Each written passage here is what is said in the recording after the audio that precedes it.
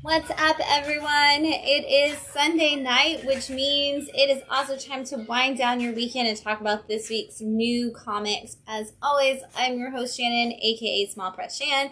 With me is the amazing, wonderful Wednesday Phil. What's up, Phil? How's it going? Cool. I'm ready. You ready to try this wine?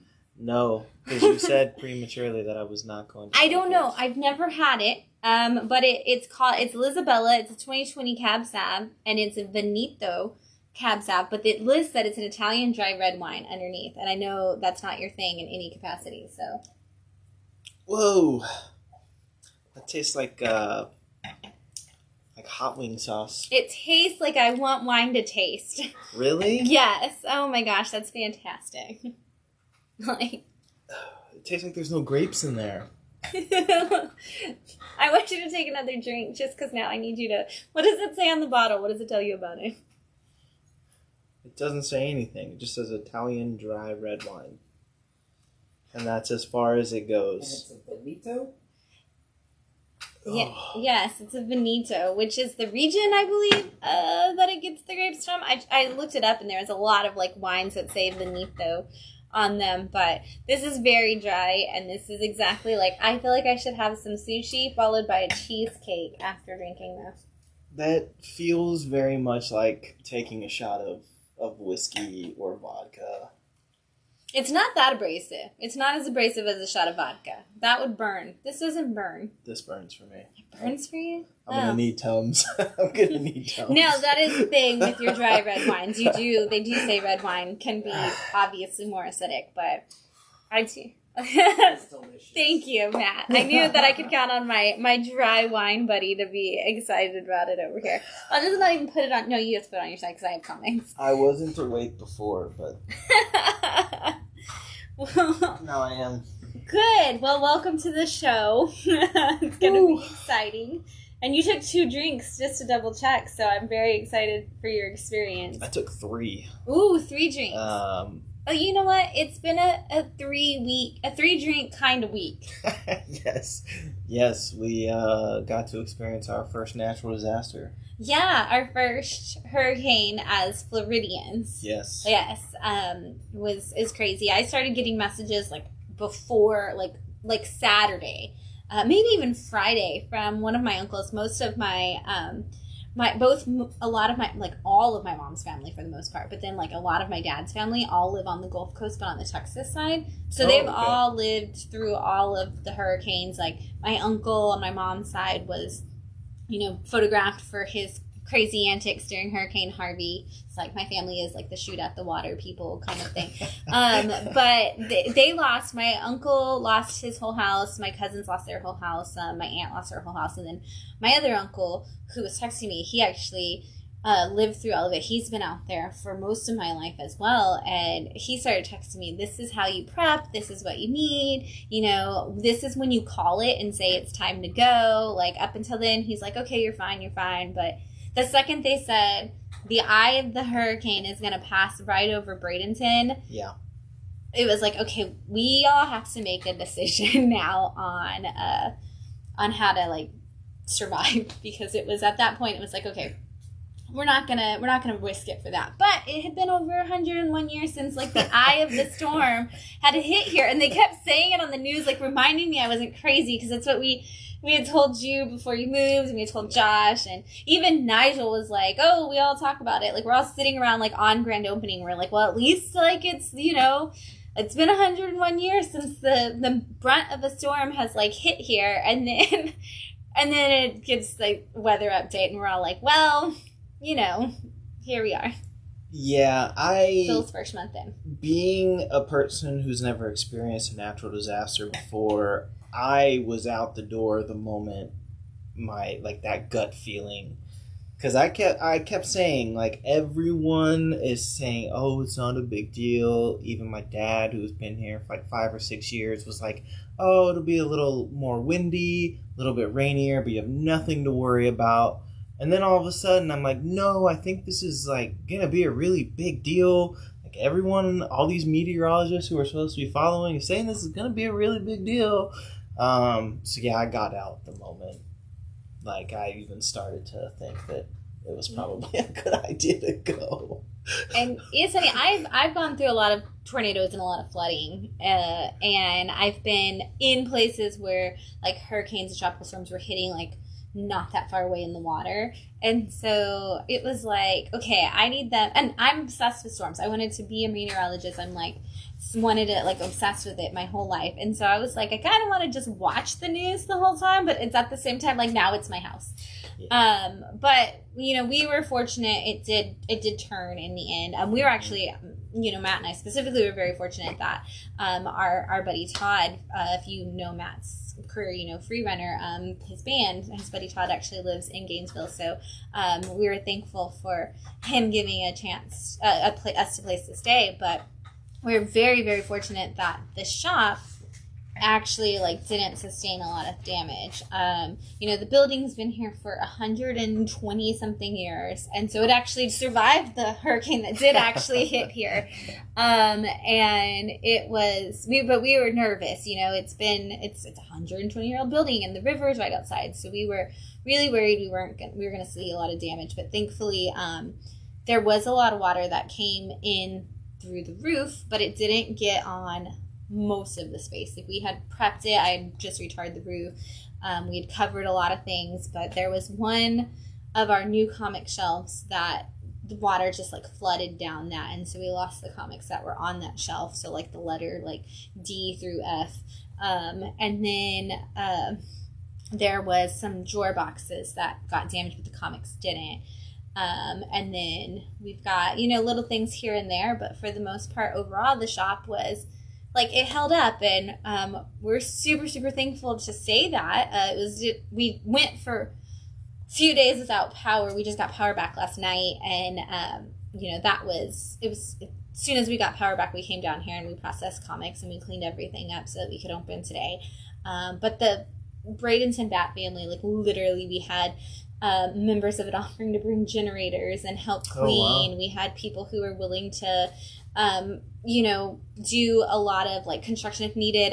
Today, one of our Bat family members, Doug, showed up with cases of water and was like, if anybody needs it, just give them some water to take. So we had messages all day long. We didn't have power. Our biggest concern at the moment was that our phones were going to die because so many people were sending us messages and checking in on us, and we were just like, we want to give everybody a response, but we also were putting our phones in airplane mode and everything.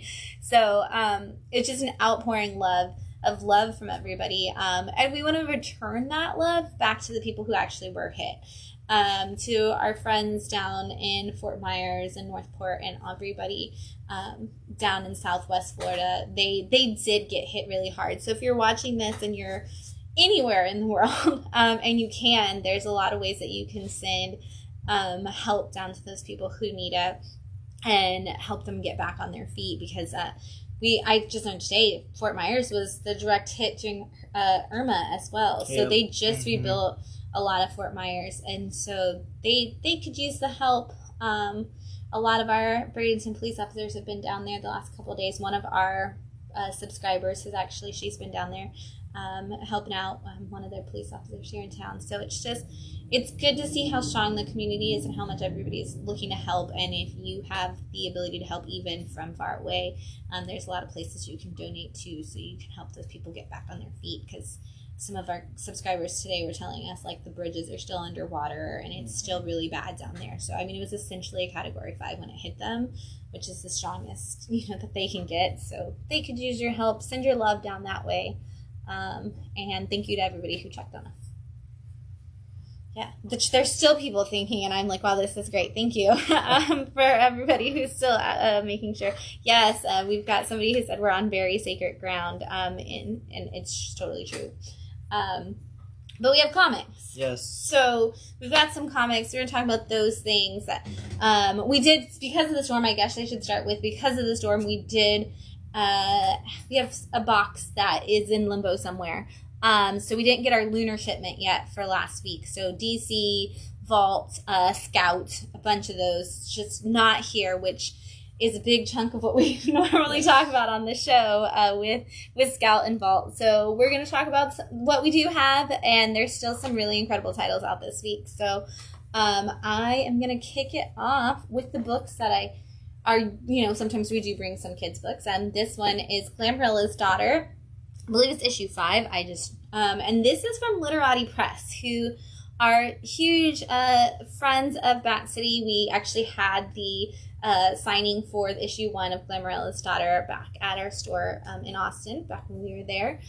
We love our Literati Press family, and this story is really great. It's done by the Charles Martin, who is from the guy who actually does a lot of the publishing work for Literati, and Jerry Bennett on art. And it's a really cool story about a mother who's a superhero, and she just wants to have all the superhero adventures, and she wants to have this daughter that she can do great and wonderful, exciting superhero-y things with. And her daughter doesn't really want any of that life. Her daughter is autistic, and she kind of handles the attention and the experiences that her mom is trying to force on her in a very different way. And this is not a story about a superhero. It's a story about a mom and a daughter who are trying to come to terms with how to communicate with each other and how to just interact. And it's done through this great story where Glamorella has been, doing her superhero life and gotten divorced from her daughter Comet's dad, and the dad gets kidnapped. And so now the mother-daughter team up, along with her best friends, are all on this alien planet trying to help save her dad before it's too late. And it's really great to see these moments where the mom, where Glamorella is like, all I ever wanted was, to give you this life and to do these things for you. And she's like, okay, are we done with the motions? Like, can we go? And then 5 minutes later, she's like, well, Mom, it's because you're so good at this. And, it just has that direct conversation. And what I love about it is that Charles son is autistic, and one of the things he's always done is he takes the story to him and he says, does this sound like I'm putting something onto an autistic person that wouldn't be truthful and wouldn't be genuine from you? Like, I want it to feel like just a normal conversation, and I don't want it to feel like I'm forcing the concept of this is what autistic people sound like. And I think that's just a really cool way to kind of honor your relationship with your child, is to build a book around it and then let them be a part of it. So I think that's super cool. Was there delays with this? There was. Well, they did the first 4, and then they brought out a trade, and then this is kind of the continuation. So, and it's been kickstarted on a lot of the issues. So you get the Kickstarter path, and then the next issue comes out. So I'm good. I feel like it's been a minute since we've had a Literati press book, even. Mm-hmm. But yeah, that's just one of those publishers. We've had a chance to meet all the creators. They're all really wonderful people. And I love that their shop is in an art museum. Yeah, it's in an actual cool art museum, which is awesome. If you're ever in the Oklahoma City area, that's where they're at. You should go check them out. Yeah. Glamorella's Daughter. Glamorella's Daughter. From Source Point Press, the Source Point's kids line, this is Mechanix, issue 3. This has been a surprisingly, amazingly fun book, which I don't know why, because Trash and Can It was from Source Point Kids was an all-star book. But this is the story of a young girl who lives with her grandfather, and her grandfather is the inventor of time travel. And he's constantly made all these rules and trying to keep her out of trouble because her parents, who were time travelers, have gone missing. And so he's trying to keep her safe, but also trying to keep the entire world safe, because he created all of the rules for time travel in general, and, put the mechanisms on the machine so you can't go back and disrupt time.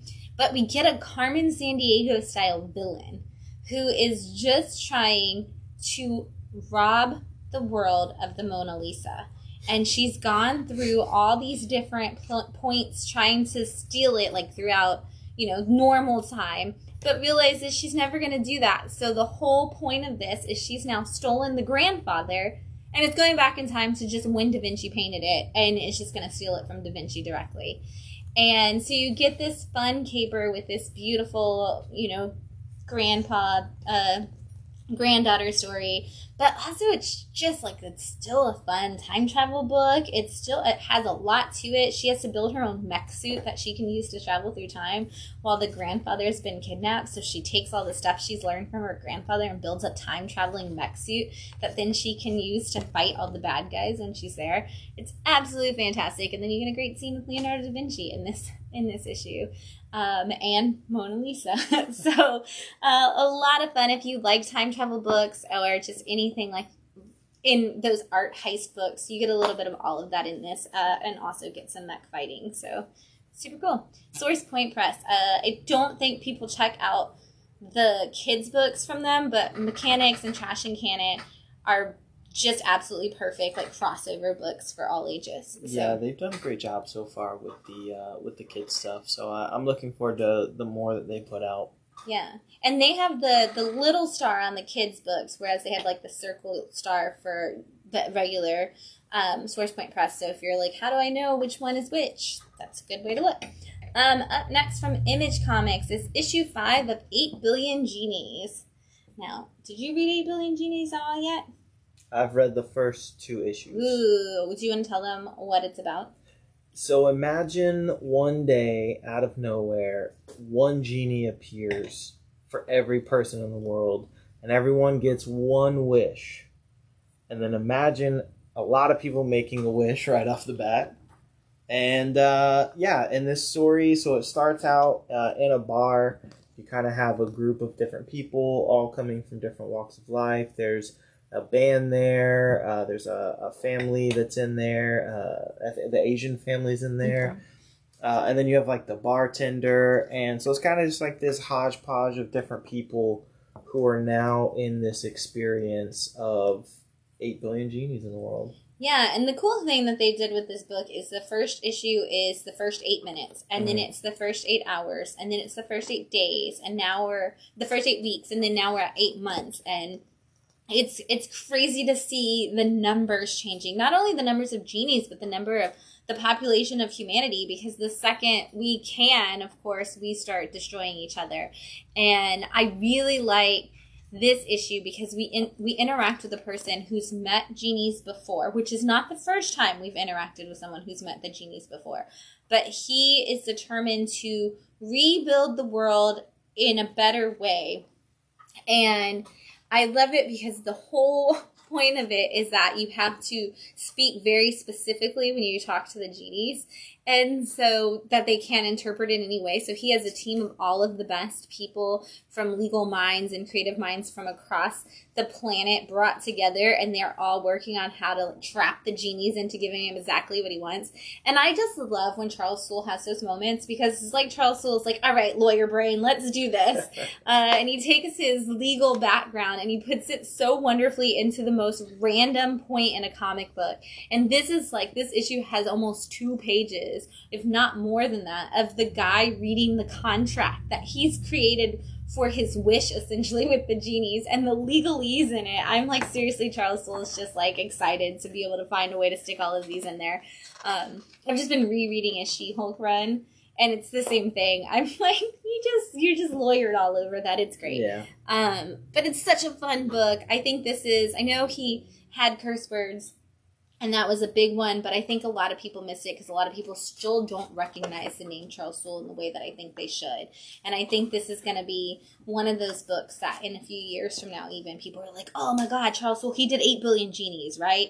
And I think this is going to become the book that is the one that just on his own stands out as this is something great that Charles Soule did. Charles Soule's one of those that I think, in terms of big 2 stuff, has been so hit or miss for me in terms of what he's put out. But I love when he and Ryan Brown get together. Curse Words was fantastic. And I think so far, I mean, I've only read the first 2 issues, but I love this concept. Yeah. I think it's a great way to kind of play on the, like, oh, instead you get that one wish, like, what would it be? And just to kind of see how chaotic it would be if you gave everyone one wish kind of all at the same time. So it's a wonderful concept with just a fantastic creative team. This is definitely one of those that I'm kind of hoping we get a hardcover since it is Image. Yeah. But yeah, I do. I mean, this is definitely a must read for like current indie titles out right now. Absolutely. And it's 5 issues, so It'll kind of getting to the end. But yeah, it's out of 8, so it's kind of Yeah. wrapping up. If you want to read the first few issues, all of mine got rained on by Ian. So they're in my Hurricane Ian suggests you read these books by donation or free kind of box. So if you've always wanted to try 8 Billion Genies and you're in the Bradenton area, I've got a box that's got some very, very water damaged copies that you can check out. I had a couple people ask me today, like, do you think you could press it and then still sell it? And I'm like, no. Like, some of these don't even have covers anymore because they got stuck together. Like, definitely don't. You can read them. You can read them and just enjoy the story. Up next from SitComics. We've had this before and we could never figure out who these people were, but I guess that's SitComics. Is possibly the publisher. Not really sure. We've had a couple books from them, and I never know who the publisher actually is. But this is Z People. And this is the story of a group of people who are randomly stuck together during a zombie apocalypse. You've got a reporter. You've got, like, a guy who doesn't really provide anything to the group except for random comic relief. You get, like, the hillbilly guy, like, that's like, I'm gonna, like, do this thing, and he's got his trucker hat and everything, and then you get the scientist who's trying to work on a cure, and you get the father and son, and just, random group of people don't really go together, and it's already way into the zombie apocalypse when it starts. Like, they are the only people left in Pittsburgh, kind of thing, and the group is stuck trying to defend this scientist who's trying to come up with a cure in their garage.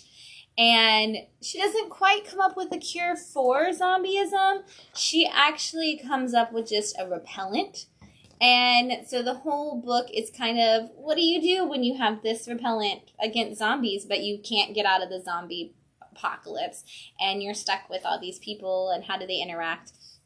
But it's called SitComics because they take breaks, like commercial breaks, and then there's these little vignettes in the middle, like you get 1 to 3 vignettes between it, and then it comes back to the story. So it's kind of an interesting way to do it. Instead of getting broken up by ads, you get broken up by vignette comics. But super funny, definitely more in line of like Shaun of the Dead kind of like zombie than something serious in any way, shape, or form. But if you're just like, I want to kick off my October with zombies and have some fun, this is a great way to do it. I'm a fan of the sitcom. And so I'm already really sold on this. Like, their tag is, it's TV you read. Mm-hmm. And then there's this ad on the back for Super Suckers. Which is another one of their books. I don't know how I missed this publisher. Yeah. But they're now immediately on my radar because I love everything about this. I'm also trying to figure out here, it says rated 9 o'clock for teens and up. So does that mean, I think that's like, because it's TV, so it's like past prime time. That's right. It's 9 o'clock is when it was like adults only could watch TV, so they put the clock on there to remind you it's past your bedtime. Gotta go sleep. That is brilliant. Yeah. That is so brilliant. All right. Yeah, I should have told you to read that, just because also the humor in the book would have been something, like, literally, like, they create a goo, and they're like, this is disgusting, and then, like, you get the one guy who is just only there to make jokes. And then you get the one guy who literally is just there to remind you that they're not actually zombies. They're people who've been infected by a virus who now crave for, like, human flesh. And everybody's like, that's a zombie. And he's like, no, we're not. They're not zombies. They're still humans. They just have a virus. And he's constantly doing that. And, like, even, like, zombies are coming for him. And they're like, watch out for the zombies. He's like, they're not zombies. That's, like, his only line in the whole book. But he keeps saying it over and over again. So, very funny, very situational, like, comedy kind of thing. So, if you are a fan of sitcoms, that's gonna be your jam. Up next, from Image Comics, issue 5 of I Hate This Place. How far behind are you? Issue 2? I think I only read the first issue. All right. Well, in I Hate This Place, a couple moves to a ranch that one of the girls was gifted by her aunt who passed away, and they get there and it's not what they think. It is a place filled with ghosts and monsters and creatures and everything else that could possibly come for you. And over the course of the book, they've tried everything. They've tried ghost hunters. They've tried fighting them. They've tried watching, like, videos on how to get rid of all of these creatures, and it just seems to get worse and worse for them. And recently they found out that even when monsters are bad, the worst thing is still people, as we always find out in these books. And so they've been dealing with some people who they thought were on their side that have turned on them. Crazy cast of characters, but these two girls have been incredible. The whole book, I feel like we could be getting to an end of an arc, possibly the end of the series. Just kind of depends on how much further they want to stretch it. We have no answers, just for the record, but it still kind of feels like we're getting to the end of something. We're coming to a close on at least this volume of the story. But who knows? Because I have no idea what's going on sometimes. There's just monsters everywhere, and it's wonderful. I remember in the first issue, they kind of started to set up a lot. Yes. With, different things that were going on in this world. This is one of those books that I remember we really loved when it first came out. And I still do. And it's one of those books where, like I said, like, it feels like, you said they set up a lot. One of the things they set up was a group of people who had just done a heist, and they had a bunch of money that they stole. This is kind of coming to the end of that. Okay. And that's why I say this is possibly the end of an arc, because it kind of wraps up most of that story, but the cliffhanger at the end of this is definitely going to build us to either a giant new story arc or some kind of climax for the event and in the whole series in the next couple issues. But I'm hoping it's leading us to a second arc, because they just opened up a lot more to the world, and I kind of want Kyle Starks to just play in this world for a while. This is one of those comics that every time I see the cover, I'm like, people who see this on the shelf have to immediately be sold on this book, and then you open it up and you see some of this art, and you're like, okay, this has to be one of the hottest selling books on the shelves right now. And I don't know if that's the case.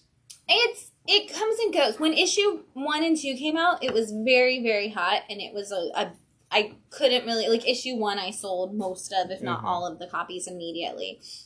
And it's one of those books where a lot of people kind of walk by it and go, oh, have you read this yet? It's so good. But I don't see as many people picking it up. But I do have a customer who is always willing to suggest this book to people. He's like, oh, have you read I Hate This Place yet? Yeah. Except he calls it by the actual name that I can't. I mean, I guess I can say it on the show, but we don't. You could. But, yeah.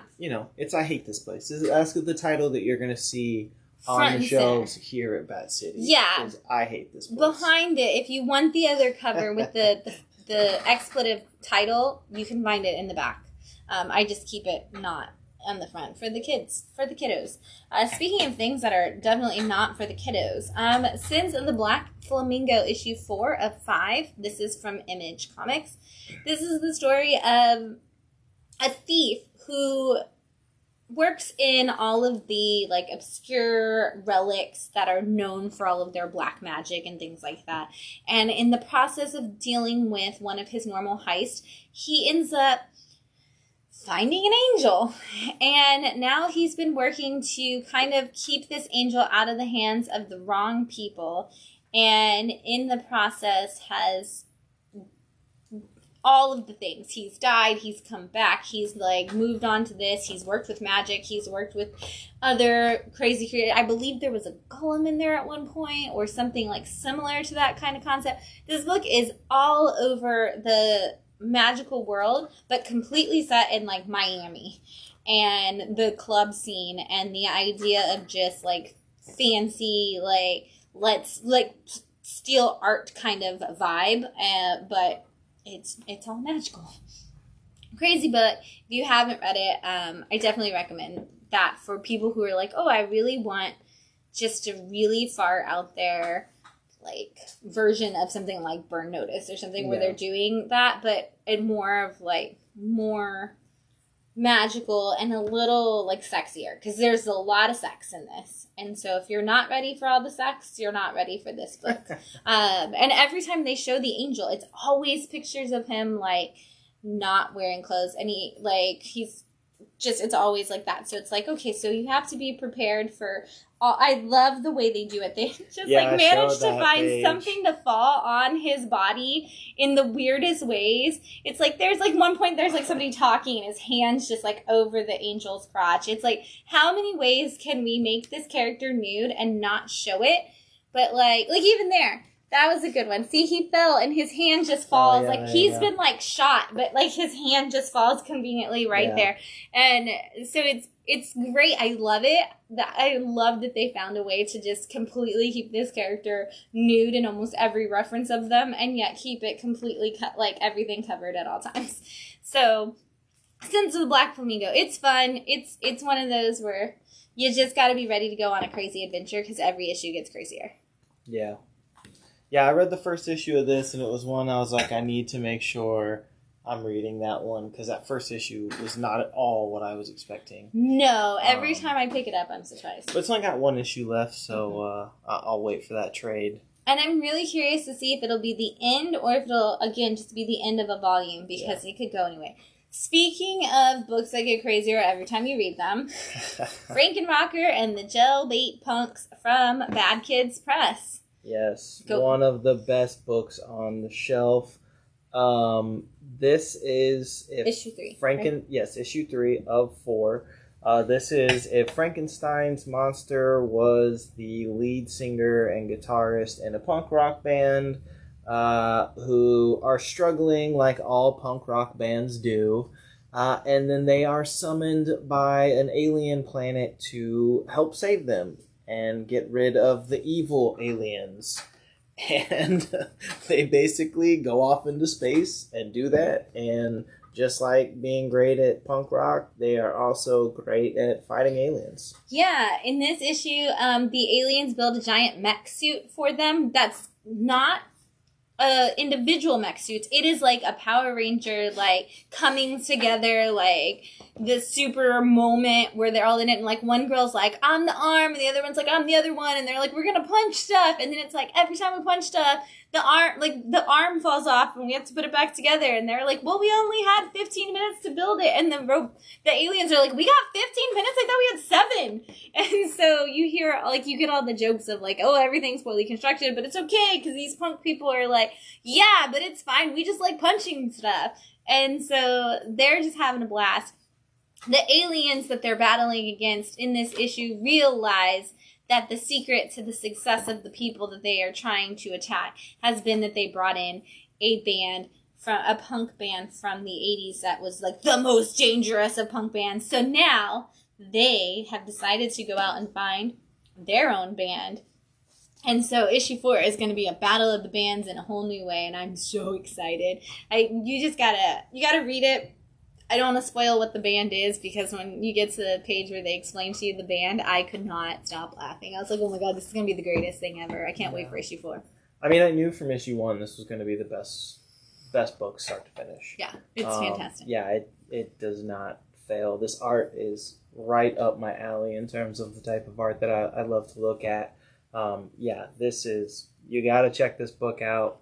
One of the best books on the shelf. I'm going to say that about a lot of books. It's true. But it's true. It's a great time to read comic books. But this is one that, like, in the upper echelon of all the really wonderful books, this is one shelf above upper echelon. I would also like to point that out, since we're talking about that style of art, that there is a new book that was just solicited, that we just ordered, coming from the creative team of Heavy Metal Drummer. Ooh. So get ready for another new book from them coming soon. In 3 weeks, you'll hear Phil talk about why that book is the pick of the week. Also, and the best book on the shelf. If you can hunt down issues of Heavy Metal Drummer, it's hard with that first issue. It's fair. But issue 3, I think, is actually the hardest one. Issue 2, I think, because everybody... I think it's issue 2, because everybody ordered enough for people to try, but then didn't order issue 2 because it was up for order before issue 1 came out. It's harder to find issue 2, but if you can, it's worth it. It's a ridiculous concept of a book, but it's worth it every second. So good. From Source Point Press, I should have had you read this because it's kind of made a turn. Not Otherwise Authorized from Source Point Press. I know, you got to go back and read this. Phil didn't have a chance to read everything this week, and it's a shame because you had a lot to say about issue 1 of this book. You completely changed your mind halfway through telling the audience about this book last time. You were like, I don't know if I like this book. And then by the time you were done talking about it, you had completely changed your opinion. Well, because I remember reading it and that initial reaction was, this is so bad. Like the writing, the pacing, this just isn't done well. And then when I heard your perspective, I was like, oh, so maybe this is like good bad? Yeah, and it's essentially, we've got this agent who's the worst agent in the history of agents for any agency, and he thinks he's the greatest agent in the history of all agents, and he has been sent to America to work for them because, who cares if he's a terrible agent and they don't need help. But somehow, in the process of trying to stop the bad guy, and the bad guy's name is Nimrod, so obviously they wanted you to know it was ridiculous on purpose. But in the process of trying to stop Nimrod, somehow a giant dragon kaiju creature has come from who knows where. And he's like, oh, I have to face this dragon kaiju creature. And he's like, I'm going to take it down on my own because I'm this, MacGruber, or what's the Tank McGregor from The Simpsons kind of agent. Yeah. And he's doing that. This issue, though, kind of actually follows the agency.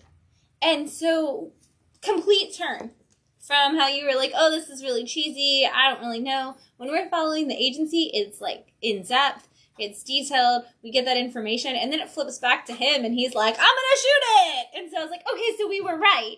It is him and following him that makes it ridiculous, because we do actually just get an actual spy agency trying to stop this bad guy kind of situation. It's just that he is an absurd character, and they wrote him so well that it fell perfectly in the last book. So if you want to see what it would be, kind of like a MacGruber, where it's like the people around it are good, and this could have been a serious movie, but then you just dropped MacGruber in the middle of it, you're going to get kind of like that in this situation, because everybody else is good at their job, and he is absurd.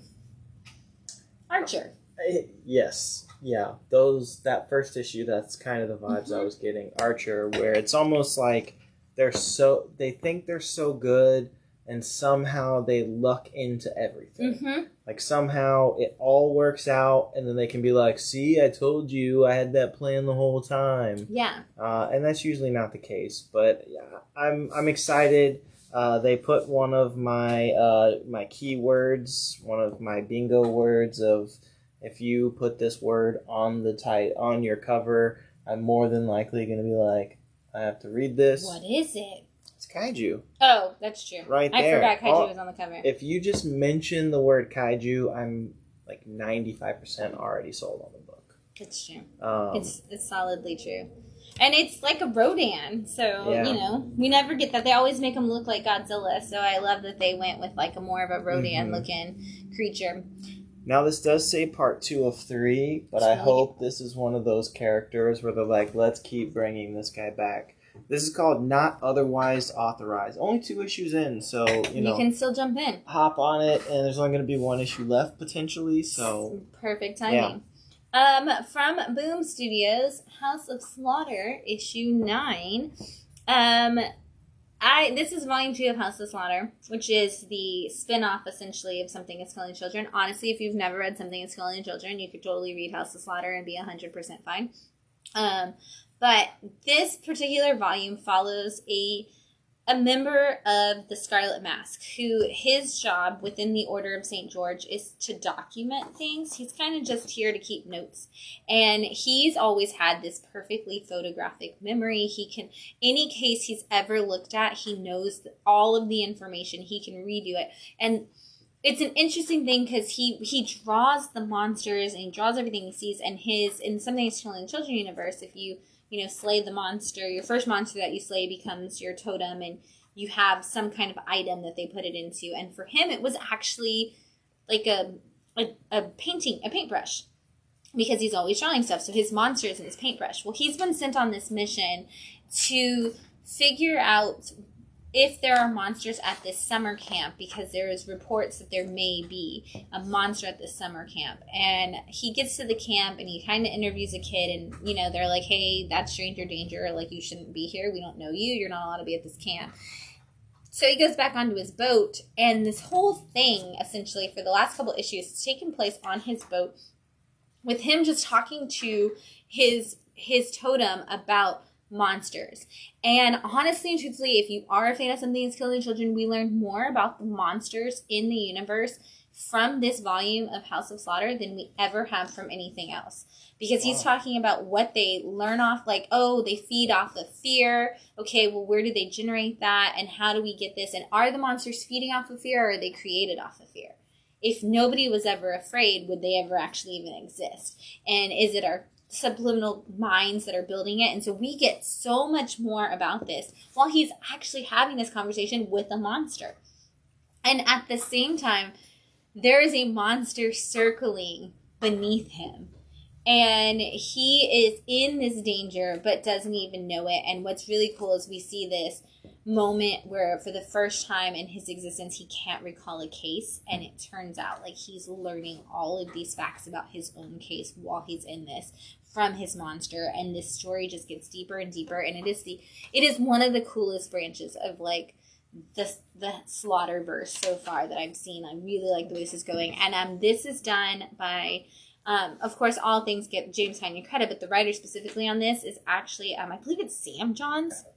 Yeah, I think so. He is the one who wrote the Punchline story for James Tynion. So him and James Tynion have been working on these things, working on a lot of things together recently, and I'm obsessed with all of them. So this to me, he is, Sam Johns is a creator that if he's writing something from now on, I'm picking it up.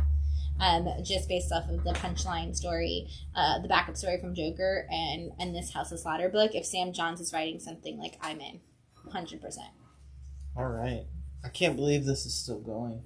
Oh, man. Yeah, this is... Because Something in Killing Children is like close to 30 issues, isn't it? Yeah, we're getting up there. We are on 27? 26? 27 will be the next one. And the next one. There was also a new Slaughter pack out this week, so... If you're collecting all those redo of all the covers, like the David Mack covers for Something That's Killing the Children, and all those packs that actually have those single issues reprinted but with new covers, there was a new one out this week that would have been 16 through 20. Oh my gosh, I can't believe we're doing that. And they're already printing out, they're about to do them for House of Slaughter as well. So it's crazy. So much merch. You can actually buy the mask now through Diamond too, so that's super cool. Also, Bad Kids Press, issue 3 of Cheap Tricks was supposed to be out last week, and we didn't get it until this week, so I'm super excited we actually did get it. I was nervous. Do you remember this one? I never read this one. You didn't get to read with the grandma? And yeah, you read issue 1, where it had the granny and the grandson he goes into town. It's a Western. He goes in town. We did issue 1 on the live stream a long time ago. This has been a delayed book. But if you can get to, like, the guy, he has, like, the big nose and the cowboy hat, and the granny he goes into town and acts like he's, like, a really good marksman, and really it's, like, the grandma shooting out from, like, the distance, but you think he's, like, a really good marksman, and they use it as a way to steal money from the different people in town, and it gets all out of hand because they get caught with what they're doing, and now we're on this adventure where apparently Granny, not really a good person. And we're starting to see this unravel. Their little group is unraveling because the Granny is getting them in all kinds of trouble. She's been trying to kill all the loose ends and gets them in more and more trouble every issue. And now we're going to see, coming up into the next one, we're going to see the dad of Granny, and all of that is coming into play in this issue. And he says he's going to hunt them down, and he's going to bring them back to the good times. And he's never met the great-grandson. He doesn't know anything about all this, so I'm waiting to see how he's even more of a bad guy than he kind of comes off as. But interesting story, a lot of fun. Issues 1 and 2 were very much like just kind of that comedy, and this kind of brings in a little more of that Old West story of like, okay, now we've got some problems, but it's still completely comedy fun along the way. I don't know why I don't remember this book. I don't know if you've had issue... I mean, because it's been a long time. Oh, okay. Long time since issue 1 came out. Quite a few months, I believe. But, like, we had 1 and 2 before we moved. And it's been months since they came out then. So, if you haven't checked it out, I highly recommend it. Bad Kids Press just seems to keep... They've got this, they've got Frankenrocker, and they've got Stealing Oz, and all of them are just great books, so... Yeah, they've definitely been doing a really wonderful job with their comics to this point. Yeah, I'd like to see a lot more from them. Me too, and they have such high-quality paper stock. I know, It's so nice. So I don't know what, like, printer they're using, but high-quality paper stock. I love it. Up next from Boom Studios, issue 5 of Grimm. I'm not going to talk about this too much because I don't want to spoil it for anybody, but I just wanted to shout out Stephanie Phillips, whom I love, and I've been singing the praises of forever, and now I'm super close to her, so I'm just going to keep talking about how much I love Stephanie Phillips and her amazing writing. But this is the story of a girl who is a Grim Reaper, and... in this world, we have multiple. It's like it's not just one Grim Reaper. It's the whole society of people who have died and then go back and help usher people to the world of the dead. The only problem is that she has had a completely different experience, and she can be seen by the living and cross over into the world of the living without all of the requirements that the normal dead person has to have. And so it starts us on an adventure, and, you know, we find out a lot about the Order, we find out a lot about people, we find out that Death himself, the Grim Reaper, has actually been missing for a really long time, and nobody knows why. In issue 5, we find out why. We find out a lot. We learn all of the depth of the story really starts to unfold here and opens us up to so much more. I don't know how many issues Stephanie Phillips has planned. I hope this doesn't end in the next issue. I hope it doesn't end in the next 4 issues. Like, I hope we get this going on for a long time because I really love these characters and I think we can keep going. And I love Flaviano's art on this. It's just super cool. It fits the theme so well. So, don't end it because I love it, but we are definitely building up to some crazy stuff, and the reveals in this issue alone were amazing. So if you haven't started Grimm, now's the time. I remember when this book first came out, there were a lot of people who were very high on this. I don't know if it was just because it was a spec book, but I do remember like that first issue sold pretty well. Mm-hmm. I think it was you who were saying that maybe this could be like the next Something is Killing the Children. It feels like they were trying to push it in that direction. Yeah. Mm-hmm. So that would be great. I mean, if you want to open this world up and then eventually give one of the other characters a side story, I mean, go for it. This art's beautiful. I was blown away by that first issue. I was like, oh my gosh. It was a pick of the week. Yeah, it was a pick of the week. Yeah. I mean, it's such a good book. But yeah, I see that 5 there and I'm like, please don't be over. Please don't be the end. Right. Stephanie, if you're watching, don't ever stop. I love it so much. I know. And bring Jenny Frison back because I don't think she's still doing the covers. She's still doing the cover beats for them. And the 1 in 25 is always the Virgin variant. And so you're fine. She's still there. Okay. Don't worry. Or the unlockable one too. Okay. Don't worry. They're all in your box, buddy. All right. They're all there. I appreciate that. So I need that Jenny. I talk about how I need to not spend as much money, but also I need Jenny Frison covers. Yeah. No, there are still Jenny Frison covers for all of Grimm. Don't you worry.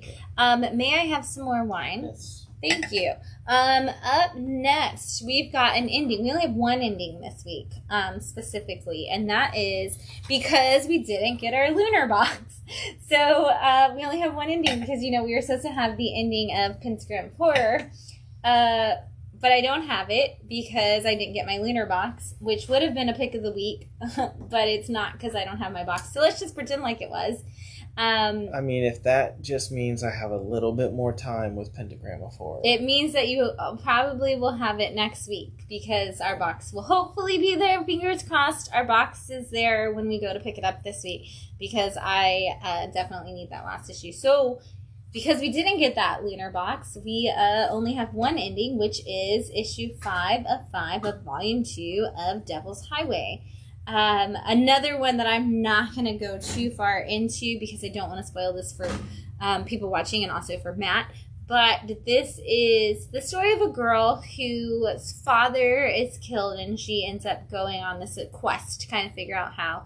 And in the process discovers a murder cult ring that's done through semi-truck drivers. And that's all in volume 1. In volume 2, she kind of solves the direct mystery. And now she's like, I'm going to take down the whole cult.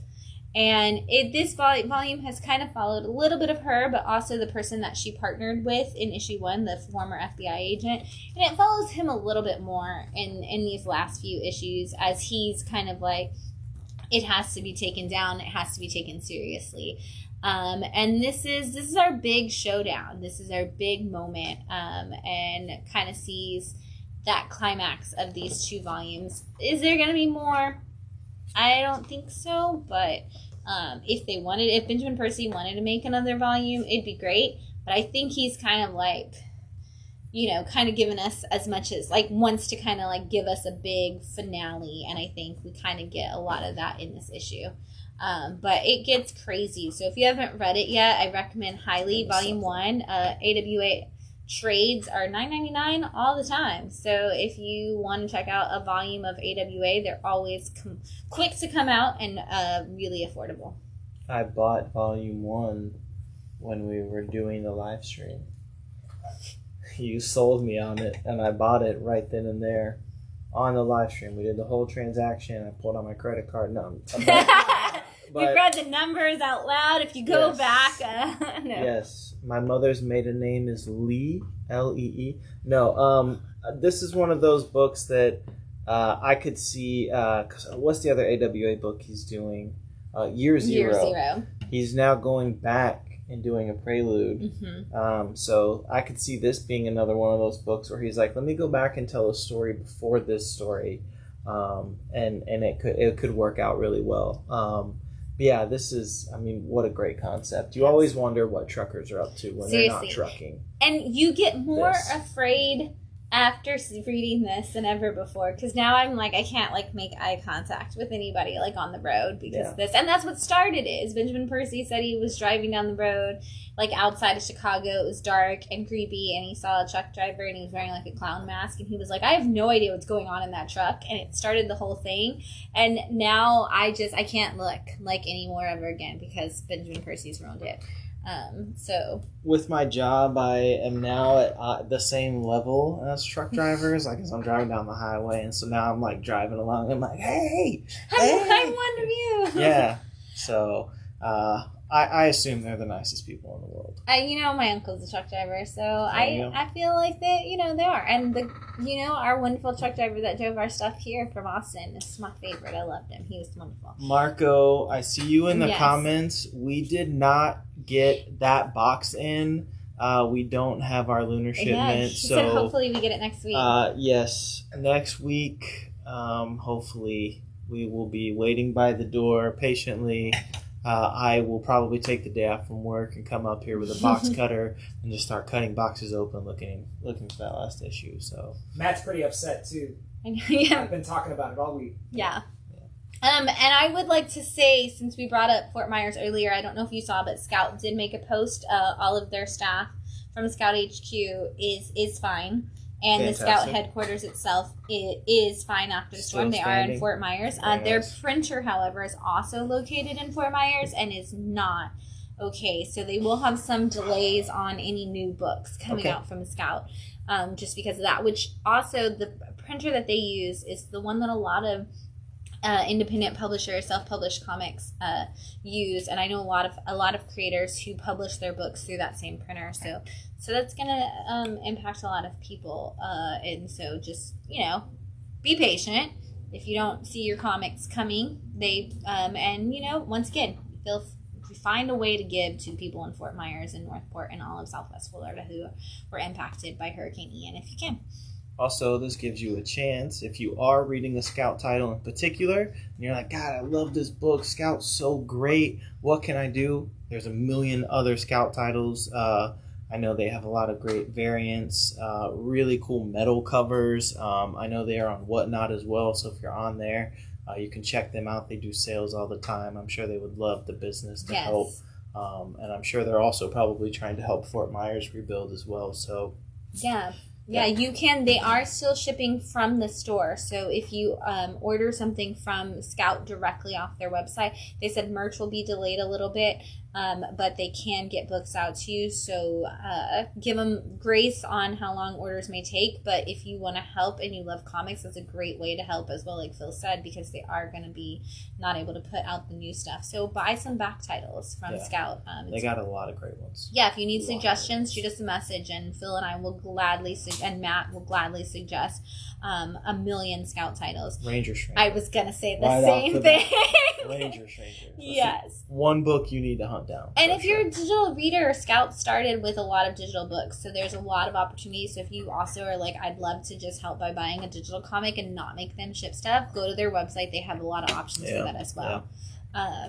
But yeah, support them and support businesses in that area. Up next, a new one-shot from Sumerian. I know it's so weird to say. Used to be Behemoth until 2 weeks ago. Sumerian Comics has Turbo Kid, and the subtitle on this one is Skeleton Unleashed. Skeletron Unleashed. Sorry. You should see my face trying to read that. Skeletron Unleashed. So, fun fact, I've never seen Turbo Kid. Really? Yeah, never seen it. We talked about this last time Turbo Kid was on our live stream. Matt was actually on it, I think. I've never seen Turbo Kid. But I read the last Turbo Kid comic that came out and was like, how do I watch this movie? Because this is great. I didn't know it was a property. Turns out my husband has it. No surprise to anybody. Like a physical copy? Blu-ray. Did they put out physical copies? Because I thought it was just a Netflix release. Got the Blu-ray. That's absurd. Of course you did. I got it in one of those blind boxes. The subscription boxes. It was the movie of the month. And I watched it and was blown away. You know what? I think they were selling it at the Draft House. Probably. Now that I think about it, if I've ever seen physical copies, interesting. I kind of want to hunt that down now. I know I just made fun of Matt for having a physical copy, but now you need one. It could have been envy that was mixed in there. So definitely was. If you, like me, have not ever seen Turbo Kid, does not matter because the comics are just fantastic. This one in particular follows a young girl who is in this apocalyptic world that Turbo Kid takes place in, and she ends up partnering up with Skeletron, who is assumed to be a robot who wears a mask and just destroys everybody he comes in contact with. He is, kind of used as a mercenary by different people, and they're all trying to get their hands on him. But he just connects really well with this young girl, and they end up becoming buddies. And she keeps trying to be a part of his murdering, and he won't let her. It's really cute, honestly, story that doesn't necessarily continue that way because it's Turbo Kid and everything is sad and depressing apparently in the Turbo Kid world. And I was like, this is a really awesome, amazing story. And then I was like, oh wait, this is a sad place. Why am I getting attached to anybody in this story? But it's a lot of fun. And honestly, every time I've read a Turbo Kid one shot, it feels like I just watched a whole movie. Like, the one-shots are perfectly cinematic. You get the whole thing. You can close your eyes and relive the moments, and you feel like you're talking about a movie that you already saw. So if you haven't seen Turbo Kid, doesn't matter. Grab one of these one-shots. Doesn't even matter if you've read the other one. They literally just are apocalyptic stories. It's kind of like the quad books. Yeah. Also Behemoth. Mm-hmm. So if you just... Sumerian. If you are just like, hey, I like apocalyptic stories, but I don't want to have to be in that world forever, grab one of these one-shots. And if you did read Turbo Kid, apparently you have to read these because they're just absolutely incredible. Yeah, it's one of those. I really like that Sumerian decided to pick this up because I remember when I saw the movie and I immediately was like, give this the Fast and Furious treatment where there's like 10 of these movies. Don't ever stop making this movie. But it was such a low budget, kind of like small studio movie that I assumed that it would be tough to get the funding. Because it is one of those that like people who saw the movie were like, this movie's rad as fuck. Mm-hmm. But not a lot of people saw it, which was kind of the problem. So I'm glad they've at least decided to continue that universe here in the comics. And who better to do it than Sumerian? It's true. I mean, you pick a public, like, this is the publisher to do it. Yeah, definitely pick this up. And if you haven't seen Turbo Kid, I assume it is still on Netflix. But yes. If not, apparently we have it on Blu-ray. Yeah, come, Screen it in the shop. Can we please have a Turbo Kid party? We'll talk about it. I'm here for it. Maybe we can see if Ascura would screen it since they have all the setup for screenings. I mean, look. Just saying, Keith, if you're watching. Mm. And they have that, like, movie nights all the time. So I'm just saying, let's just throw it out. We can find a night where they've got nothing going on. Just be like, hey, we're going to show a movie. And it's going to be the best movie you've ever seen in your entire life. It's well worth it, I promise. But yeah, that'd be a tough one. Tissues. Oh, stop it. Is the movie as sad and depressing as all these comics? Damn it. It's got feels. Ugh. It has to. It has so many feels that Matt actually said feels. Now I'm concerned. I like it, so. It's got to be sad and depressing. That's true. That's true. Matt literally told a customer today, I don't think movies should be funny. And I was like, that was a strong stance. They're not a comedy. Oh, if they're not a comedy. So, but there was not that preface. That was just the sentence came out of his mouth. I don't think movies should be funny. And I was like, I feel like there's qualifiers for this statement. There's qualifiers. But that did not come out in the conversation at all. It was hilarious. Anyway, up next from Red 5, we've got August. Purgatory Underground. Which you asked if this was a... Yes, this is issue 1. Sorry, we are to the number 1s, and I totally forgot. Sorry. Okay, yes. But if we, you asked me if this was a sequel series, and I have no idea. Yes. It sounds like it is, but I also just kind of jumped in and went with it. So immediately it says previously, and then on the first page it says, wrapping up. Here's the conclusion. But I figured out pretty quickly that there wasn't a series before this. It just is kind of the way it does it. Because they also do this really great thing where they show kind of like a flashback, which is wonderful. I love this art style. It's very much cartoon, like classic cartoon style. I love the way it looks. I was actually kind of hoping the entire book was going to look like this. And honestly, I would love for someone to do a comic in this art. But then it does jump to this. So you have this character who is basically like a Luke Skywalker. Mm-hmm. This is kind of like Star Wars, but if it went down a different route after the Empire was taken down. So basically you have your main character who ends up saving the rebellion.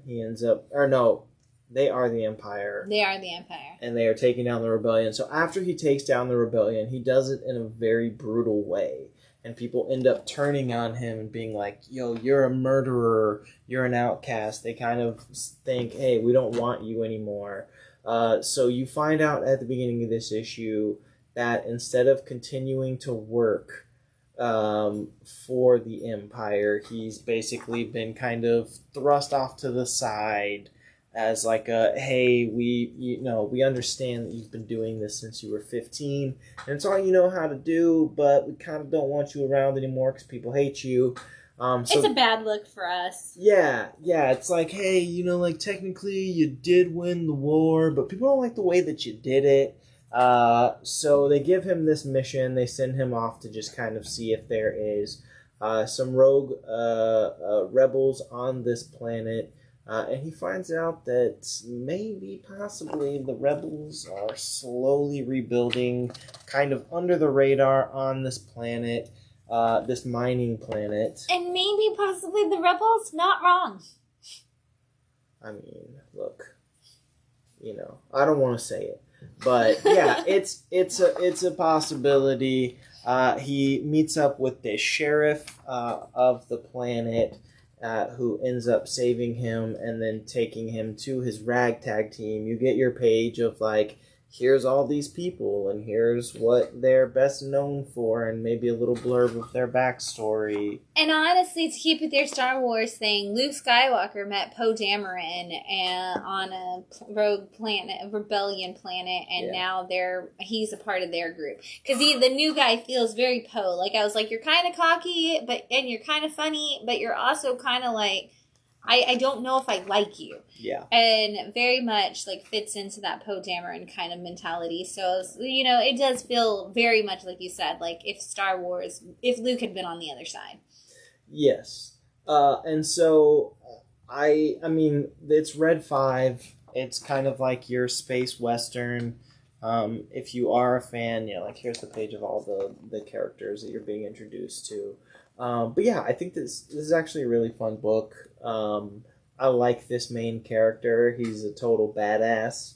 Like, the guy is sitting, like, they're being chased, and the guy's like, yeah, I don't think you can shoot your gun from this distance. And he still does it anyway, because he's just that guy. He's that guy that, like, he's good at what he does. But now he's kind of thrust into this new mission with this new team, and he's going to possibly try and destroy the rebellion a second time, all on his own. If you liked the flashback side of Tom King's Strange Adventures, you will love this book. Because this is those flashbacks of what was going on during Strange Adventures. This is the flashback. Yeah. If that was just the story. Instead of having Mr. Terrific interviewing you about it, if you just actually saw the story of him during the Rand Targaryen War. That's not right. It's not Targaryen. That's Game of Thrones. Targaryen. Yes. Every time I say it, I'm like, that's not right. But yeah, so if you liked that part of Strange Adventures, this is the story for you. So, all right, next up, we've got a one-shot, which is, it's the 10th anniversary of Advent Comics, which we only found out about them, like, not that long ago, but... Yeah, I'm trying to think of any other book that I've ever seen from them. We've only done, we did the one that was kind of like the Phoenix story.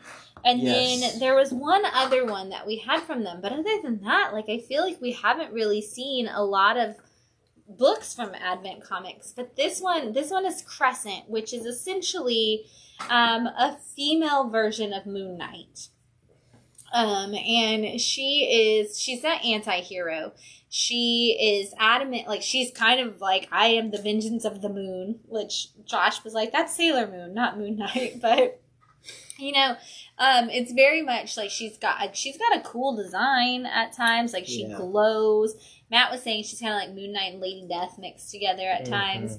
But she's got this, I think her costume reminds me of Moon Knight and White Tiger mixed together. She kind of has that same thing where she's like, this is my duty, I have to do this. And what I like about the story is you do get this woman who gets to be an anti-hero. She comes in and she's kind of almost got the Daredevil a little bit in it, where it's like, I'm working, there's this kingpin and I have to take him down. But sometimes to do that, you have to, in her mind, she's like, you have to work with the other villains. And so she's kind of met up with these lower level crime lords, and she's like, look, give me the information on how to take out the kingpin, and I'll go after him and take him down for all of us. And they're like, okay, but just remember that once you do, now it's open source on you after that. And she's like, same goes for you guys, so don't think you're going to get away with it. Once I know that I've gotten him out of the way, I'm coming for y'all. But then you've got your superhero who's literally named Ace, and Ace is like, if you're going to team up with them, then you're just as bad as the people you're trying to stop. You can't team up with any kind of criminal and say your plan is to stop criminals, because then you aren't a criminal. And she's like, well, I'm not doing anything wrong, I'm just getting information from them. And he's like, once you give one a pass, you've given them all a pass, and you might as well just be the same as them. So it ended up being a really interesting story. And I know when we read the one that was kind of like a girl who was Phoenix, we were like, it's a little on the nose, very much Phoenix. But then it had some new elements to it. I like the way they merged the Moon Knight style elements into her own original story in this. I wish we could see more from Advent. I want to see them grow some of these characters, because I feel like every time we see them, we only get these one-shots. But they've been around for 10 years, so maybe these characters have done something else. Because, again, I like the idea of a female Moon Knight. And I like that anti-hero character who's like, look, if I have to, I'm out here on the street, I'm the one doing all the work. If I make the choice to partner with these people to get the information I need to take down the bad guy, like, don't overstep. I'm going to do what I got to do to keep this city safe. And so I like her personality and I like her character. I want to see more of that, and I don't know if any of these characters ever go past these one-shots. And that's something that I definitely want to look into, because after 10 years, these characters must go somewhere. I just don't know where that place is, and so I got to figure it out. Yeah, this is one of those publishers that I don't feel like I see often or at all sometimes. But yeah, because also, like, with the Phoenix issue, we only did number 1. And I don't know if anything... That was also, like, a one-shot, I guess? Or maybe it went to a non-stop kind of thing like Scout does and went straight. I don't know, and I feel like I don't ever see any follow-up. And so, if you are somebody who reads Advent comics and you see the rest of these, let us know, because I'm really intrigued by a lot of these characters, and I want to know more about them. And I'm a fan of Crescent as a character now, and I want to see more of her. So if you're somebody who does follow along with Advent and you can tell me some good issues that may include Crescent that I could go back to and check out, please do. I want to know more. Another number 1 this week from Dark Horse Comics and Tim Seeley. I feel like Tim Seeley is back to being everywhere. Yeah. This is the Roadie, issue 1. Yes, this is one of those. So I've mentioned a few times I follow Dark Horse on Facebook, mostly just so I can see the previews announcements for all of the hardcovers. And the Kevin Smith books. And now the Kevin Smith books. So this was one that I've seen on my Facebook page a lot. I was really excited. You know, I like music. I like Tim Seeley. So I was really looking forward to this one. And this is the story of Joseph D., who is a roadie for kind of like your hair metal band, like 80s hair metal. But this is in a world where when metal musicians play songs, they actually can summon demons, which is awesome. Is that not true? I mean, look, I'm not in the inner circles of heavy metal, but I have dabbled. And, you know, it's possible. It's possible. But this is, you basically are introduced to this character. You kind of learn a little bit about who he is as he teams up with a band called Massacre, or maybe Massacre, but it's basically Massacre separated in half. So it's either Massacre or it's Massacre, which I'm not really sure. But this is, I can't really show the rest of the book is out. Because there is a naked succubus in half of this book. But I really love this. There was kind of a jab at Nirvana in here at one point. It wasn't kind of. It was a direct jab at Nirvana. Basically saying that, like, Nirvana ruined 80s metal. Which it did and didn't. I mean, grunge was definitely a big thing, but I mean, so many other genre of music was more prominent than metal in the 90s and moving forward. You know, they make it very obvious they don't like rap music. But it's really a cool world because you kind of see this, like, weird off to the side dark corner of music. And I love the main character. The cliffhanger at the end of this is kind of the like, oh, okay, here we go. This could be very interesting. Yeah, this is definitely good for fans of, like, Cherry Blackbird and Rockstars and people who are like, oh, I need more rock bands, hair metal rock bands who are also connected to demons. I mean, literally, like, he's watching porn and a succubus crawls out of the screen. Like, it's a great scene. It's such a great scene. It's a classic, like, heavy metal meets demonology, like, book right there. So, and it was funny because I was sitting there today and I was like, this one was a horror book because and then I looked at the cover where it says, like, his band name is like you said, Acre or Massacre, and I was like, oh yeah, it is. What was I thinking? I've already put this in, like, 3 people's boxes this week without even asking them, that I was like, you're going to want this book. So, Oren, when you rewatch this, I already put this in your box. Because he always watches on Tuesdays, so here you go. But, yeah, it was a good starter. This is one of those where I was like, wherever this book is going, it's gonna get there, and it's gonna be great. And Tim Seeley's been on this big horror train, you know, just coming off of West of Sundown and stuff. Yes. So we're riding this horror wave right now, but putting it with rock music is always a great idea. You know, you gave us that Satanic Panic, and we just leaned into it. Yeah. So. Yeah, especially too, like I like a lot of the references. You know, there's like a Van Halen reference in there. Like I said, the Nirvana. There was a Van Halen reference in 8 Billion Genies, I think, too. Anyway, it's just a Van Halen week. I don't say this much, but I'm actually a huge Van Halen fan. My dad used to play Van Halen all the time. Like, that's my 80s metal music. There have been nights where I got drunk by myself and just watch Eddie Van Halen guitar solos, because he's got some really cool ones. He's got one where he's like playing, and then he puts the cigarette at the end and he plays, and then he takes hits from the cigarette on the edge, and you're like, that's so metal. That's so cool.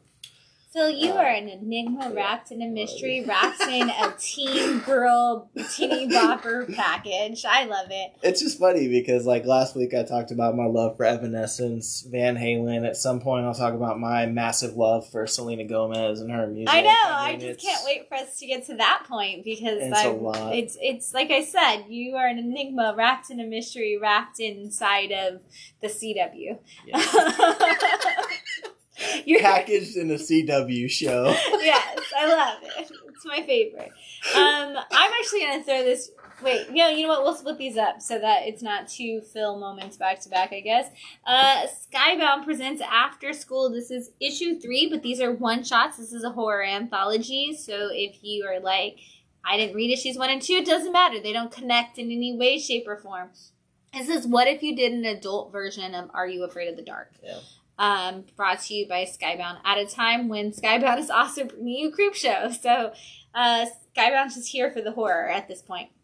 Yeah. But this particular issue is about a girl who is a teenager, and her sister is nonverbal, and is just, her parents let her, she feels like her parents let her get away with everything, which if you are an older sibling, you automatically feel like your parents let your younger sibling get away with everything, and you identify with the story immediately. And she's talking to a boy on the internet, and she's like, God, I just wish my parents would stop with this, like, letting my sister get away with stuff, and my sister just destroys things. Like, she walks out of her room, and her sister has put thumbtacks and tops all over the floor, so the second she steps out, she, like, steps on all these sharp things, and she yells at her sister, and of course, who gets in trouble? She does, for yelling at her sister. Been there, done that. We've all older siblings have had that experience where they don't get in trouble for doing the thing, you get in trouble for the yelling. Anyway, she's got these two completely disconnected parents. She's got the mom who's like, let your sibling do what they need, but the dad's like a gamer, and he's in his room playing games, and nobody's allowed to disturb him. And she keeps telling this boy that she's talking to, like, I kind of just wish my parents paid attention to me. I kind of wish my sister wasn't the center of the universe for them. And he's like, do you wish your sister was dead? And she's like, no. It just was my sister, like, I just am tired of my sister being the center point of our lives. And he's like, oh, I'm sorry, I didn't mean to offend you. And she's like, okay, and, you know, kind of sets up this, like, she doesn't, you know, like, she kind of wants her sister out of her life. She kind of wants her sister out of her life. And then, as all horror movies do, we switch to a sudden slasher film kind of situation. And it's this whole thing with this family and how they survive this slasher film or don't. And it gets crazy. It's fantastic. I loved it. I was like, this is October. Like, we're ready. We're launching our, like, 31 days of horror in all capacities. Like, add this to your list, because this has all the classic feels. I feel like I just watched any horror movie ever named, and I'm like, yeah, if you keep showing. What I do love about it is because it is like the after school horror special, they put it like it's on a composition notebook. It's the back of the book every time, and I think that's the coolest thing.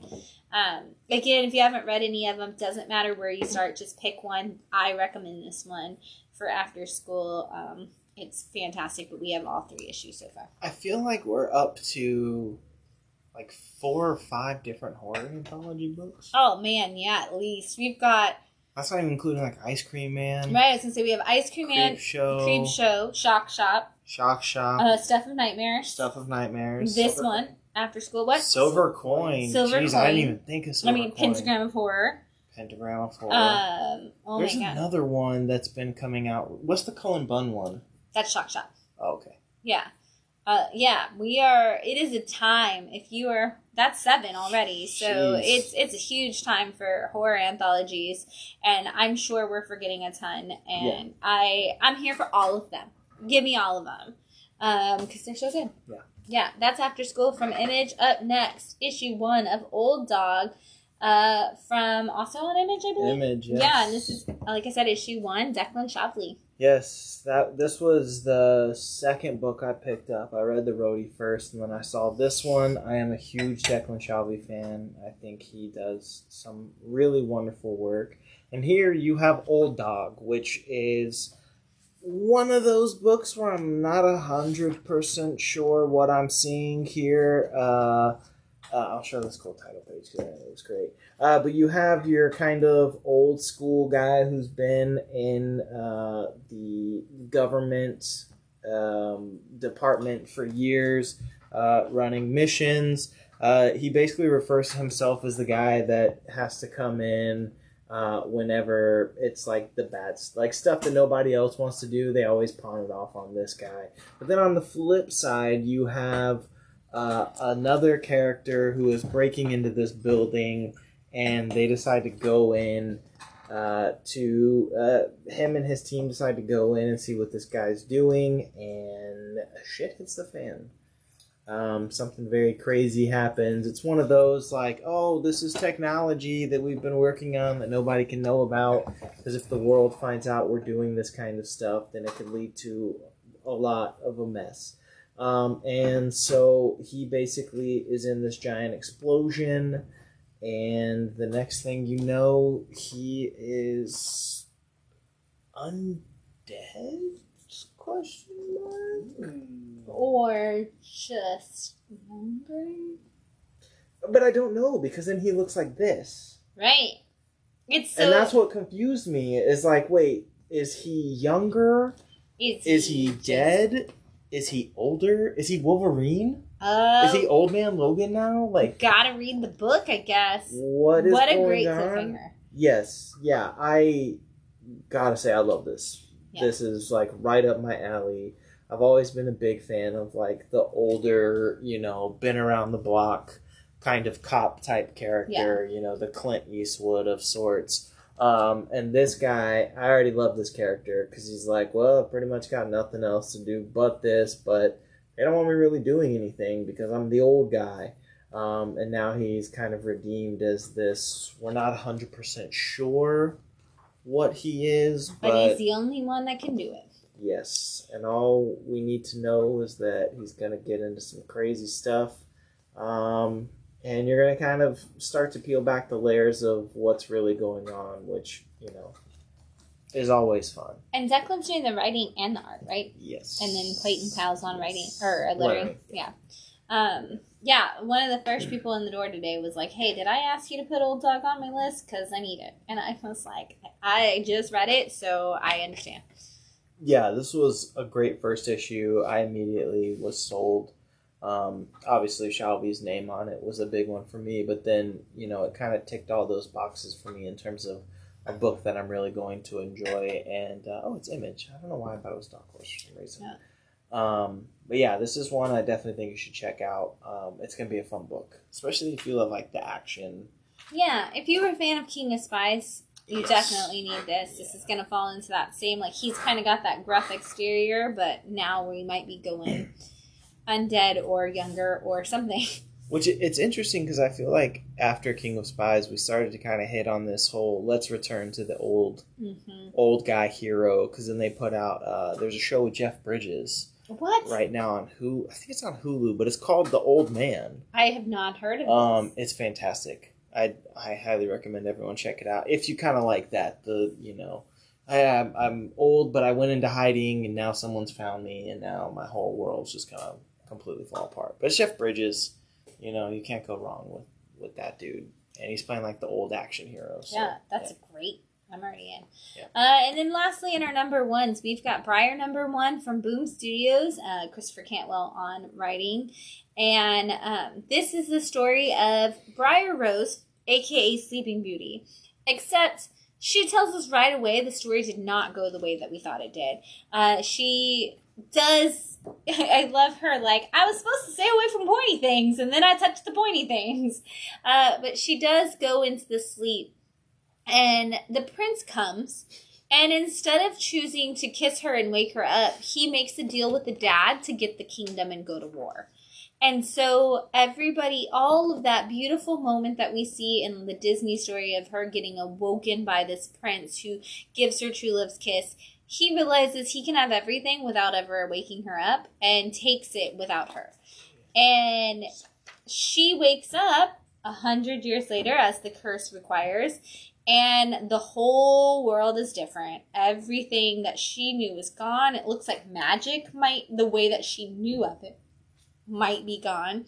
However, magic seems to still exist. Like magical creatures seem to have changed and become a part of society in a different way. We've got a lot of, the slave trading of people coming into this. We've got a lot of situations where just the kingdom is completely different. And Briar Rose has to figure out how to navigate her way through that. And she immediately meets a person who is kind of going to be our guide, who points out this is not the world that you think it is. And she thinks she's still the princess, but her kingdom has been gone for 100 years. And I am so interested to see where this book goes. Most open doors book of the week, probably, where I was like, you could take this in 1,000 different directions, and I have no idea which one you're going to pick. Mm-hmm. This one definitely just left me going, I have no idea what we're doing in this book, and I want to. I mean, I really enjoyed it. I wasn't surprised because, it is Christopher Cantwell. He's the one writer that made me interested in Iron Man as a character. That's true. And so after that, I was just kind of like, whatever this guy puts his name on, I want to check out because he's already kind of proven to me that he knows how to write characters really well. And I love this concept. Mm-hmm. What if Sleeping Beauty never got the kiss? And we don't ever get to see that beautiful fairy tale unfold. Instead, we get to see this kind of bad-smelling 100-year-old. Like, I love that they make that comment. It's like, you smell terrible, and they're like, who is this foul creature? And the thing that I really love about this, though, is that she shows signs of pure badassness. Yes. She's very confused because she doesn't know what's going on. She doesn't understand this world. There's kind of moments where you're like, okay, is she going to be a badass hero? Or, is she going to kind of be this, she will be the main character, but kind of the, I'm going to stumble along and just kind of barely make it through. But I think we're going to see total badass. They also introduced this, character right here, which is who is that? Who is that? Is it Maleficent? I don't know, but I need to know. Yeah. I need to know. This is a fun world to play in, and I'm glad that they're going to play in this world. And it's one of those, kind of like you said, where it's this could go anywhere. It could go anywhere. And with Christopher Cantwell, I can't predict where that's going to be. Yeah. Great writing. And you get a little bit... There are some times for those who don't like the fantasy dialogue. There are some times where, she is from the past, so sometimes she tries to talk like that. And everybody's like, what are you doing? We don't understand what you're saying. And I love that the whole thing is essentially going to be... These princesses need to come into their own and kind of learn and to take on their own. And it starts with her being my narrator is dead, so I guess I have to tell you my own story. Yeah. And I love that we initially get that, okay, now I'm narrating because I guess fairy tales aren't real. Yeah. Great book. Can't wait to see where it goes. 100% sold. Good job, Boom. Yeah, solid first issue. So I look forward to that. I hope it's not going to be a mini. Yeah, don't make that a 5 issue. Like, let's keep this thing going for a while. You know, I feel like Boom is slowly going to try and start to find that next something is killing the children. They're working on it. You know, Grimm, I know we mentioned Grimm could possibly be that, but this also, like, I could see this if Christopher Cantwell wants to sit down and really flesh this world out, he could definitely do it. Especially because he could then at least turn it into like a Fables world and start bringing in the other fairy tales at some point and do retellings of other fairy tales. Yeah. And that would be really cool. I'd love to see Boom get their own Fable-style universe. It would be extraordinary. And honestly, I'm still waiting to see who's going to step up and take Vertigo's place. And so, like, you know, we had Vertigo. We had all these cool things coming out of it. Vertigo became just, like, morphed into part of DC. And everybody kind of teeters around what Vertigo was. And so I'm kind of curious to see who's going to step up and say, like, hey, we're taking all of those things. We're going to do these 150, you know, we're on, 136 of Fables right now or something absurd. Like, I want to see the next indie publisher that's like, we're going to go for that. Which could be Boom, because Power Rangers is celebrating 100 this week. I didn't bring it up here, but Power Rangers is on issue 100 right now. So, you know, maybe it is Boom. But who is going to take on all of those fantasy books and not, like, you know, we're going to bring in the Sandman style and the Fable style, but also we're going to bring in the V for Vendetta book. Like, who's bringing me all of that? Who's the publisher that's going to be doing that? Or is it going to be a ton of publishers and we all split it across all of those publishers? Who knows? We'll see. I would love to see an indie title go 100 issues. Well, Power Rangers did, but that's IP. Like, movie IP. Pre-existing IP. Yeah, because I was going to mention TMNT. They're at like 130-something, but I mean, you know. Spawn. But, right? That's like 300. You know. Savage Dragon. It's something new. Yeah, something new. A new title. I feel like, because you could even say like Walking Dead was almost 200, but like it's... And Saga's sitting pretty close to 100 at this point. We're halfway there. A little bit over halfway. We're at 60. And that will hit 100 based on what he said. He said he's going to do, 55 was the halfway point. Yeah. So I would like to see that, though. I want to see... Because the thing that I really love about a lot of those, because I read a lot of the like 80s and 90s DC stuff, and you know that those would go like almost to 200 issues, and I like it because at some point, you know, you're gonna sit here and be like, oh, what are they gonna do? How are they gonna keep this going?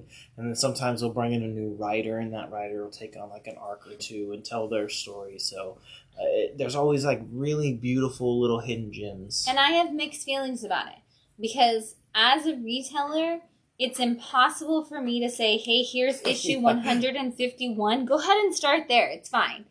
And now I have to go try to find somewhere for you to start at, which isn't always accessible. Yes. You know, thankfully, like, Saga stays accessible at all times, but not all of them do.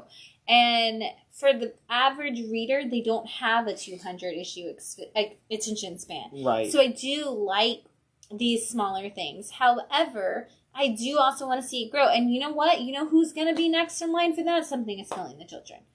We're almost to 30 issues and we've gotten nowhere so far. So we could keep going. And if you count in the House of Slaughter tie-ins, Something is Killing the Children is going to be with us for a really long time.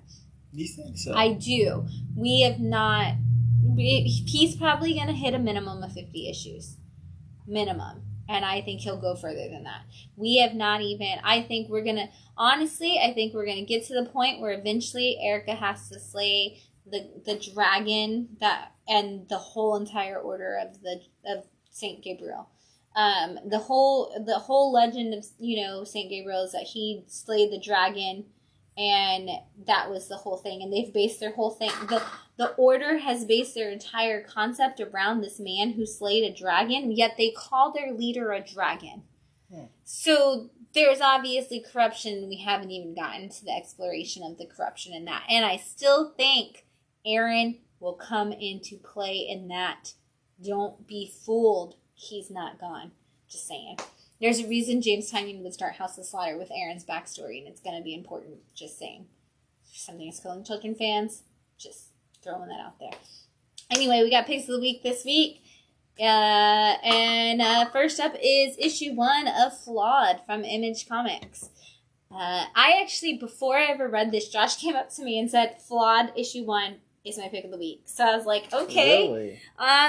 All right, Josh, you're coming down with some picks of the week. So let's see what you got. And so I read Flawed first because Josh told me that. And you know what? I support the decision he made. A great book. How do you feel? What did you think? I liked it. It's the story of a woman who is a therapist, and she kind of uses her knowledge through therapy, which you learn in this. She's talking to a woman whose child was murdered by a serial killer called the Skinwalker, who targets children, and she decides to use that information to find out who the Skinwalker is, and then go hunt that person down. So you kind of have this like badass female vigilante character, and you kind of get a little bit of her backstory and how she operates, and then you're kind of introduced to this villain, which opens up, a world of possibilities for where this is going to go. But yeah, I mean, I liked it. This was, when you came in, this was a pick of the week. I don't know if this would be a personal pick of the week for me, but I did really enjoy this book. I think it has a lot of potential to go in some really cool, interesting ways, because like the villain in this book has some stuff like with his blood. Might be supernatural. Yeah. You open up a lot of doors. Yes, they open up a lot of doors, but also, like, even the action sequences are really good in this book.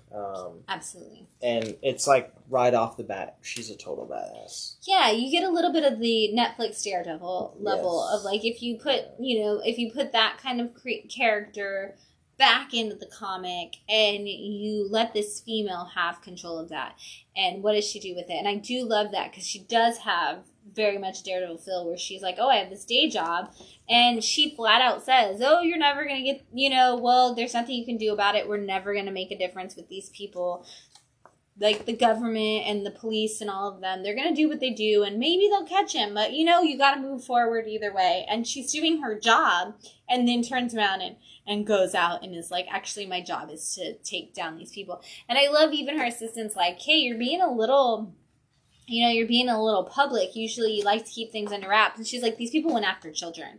Yeah. Like, they deserve it. It's going to be broadcasted. If you go after children, I'm putting it out there that I will come for you.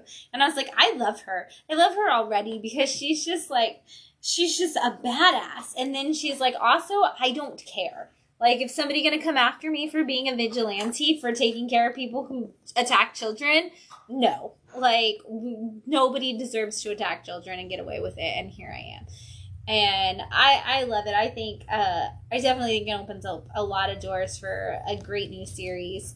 I was a big fan of Kick-Ass, the new Kick-Ass, too. With Patience. I thought seeing somebody who was like, you know what, I'm just going to go in and I'm going to learn things about my community, and then I'm going to take out all these people who are harming my community. I liked that concept as well. I liked having this woman in her 30s, and the same with Mom, a woman in her 30s or 40s who has that everyday career and is like, also, I'm going to do something for my community. Like, all of those stories where we see these women who, society would say are past their prime, who are just career women, who are also vigilantes. We need more of that. And I love seeing this. I love that we're getting another story where it's like this woman who is like, you know what, I'm going to take care of it myself, because women are badasses and we don't get enough badass women stories. We've kind of we're getting more. We've started to get a good amount of them, and I'm in fantastical worlds. So it's nice to see a therapist who is also Daredevil. That's true. That's true. I like that. I like seeing that. I mean, that's what I liked about the new Kick-Ass was, those don't have superpowers at all. Right. And I'm hoping she never gets superpowers. I hope she's just always just a woman who's also a therapist who's like, I trained for this and I'm going to beat the shit out of people for being terrible. I hope. I'm down. I'm excited too because they introduced a new character. Well, they're all new characters because it's the first issue of a new series. But I'm interested in the character they introduced in this issue. So. Yeah, me too. I know you didn't read this. So this is AWA Upshot. I guess technically this could count as a horror anthology because this is New Think, and this is issue 4, anthology. It is all horror. If you count Black Mirror as horror, then you have to count this as horror. But what I love about this issue is it's kind of all of New Think has been our technology is the scariest thing about us. So far, it's been like, hey, you let technology control you, let technology control you. Issue 4 is a turn from that in the sense that it shows people throughout different historical events talking about things that we would have as a modern convenience. So it starts with people saying, like, these people walking through a desert and they're like, hey, did you know that at some point in the future, people will have water in abundance? Like, they'll keep their grass perfectly green. Like, they'll have greenery all around them. They'll fill it up with pools. And then it's like, oh, people will have, all of knowledge at their fingertips. And just kind of goes through everything that we have as a society. You'll have medicine available anytime you want it. And you'll have shrines, temples that you can go to speak with healers. And, because it is told through, like, cavemen and different people. Throughout history. Oh, and they'll have all of the entertainment possible in the world. The way we go to the arena, they'll have, and the theaters, they'll have it at their disposal at all time. And it shows all the things that we have, like Netflix and stuff like that, sporting events, all these different things. And it just keeps going through all of the stuff that we have. And then it says they'll have all of these things. And I mean, it literally comes down to like the last 4 pages of the book. And it's like, they'll have all of these things, but what will they do with it? And then it flips to actual modern times. And it shows just how terrible we are to each other as humans and how much we complain and how much we use all of those things that we have to pit ourselves against each other. And it's like, what will they do with it? They'll still find reasons to argue. They'll still have reasons to hate each other.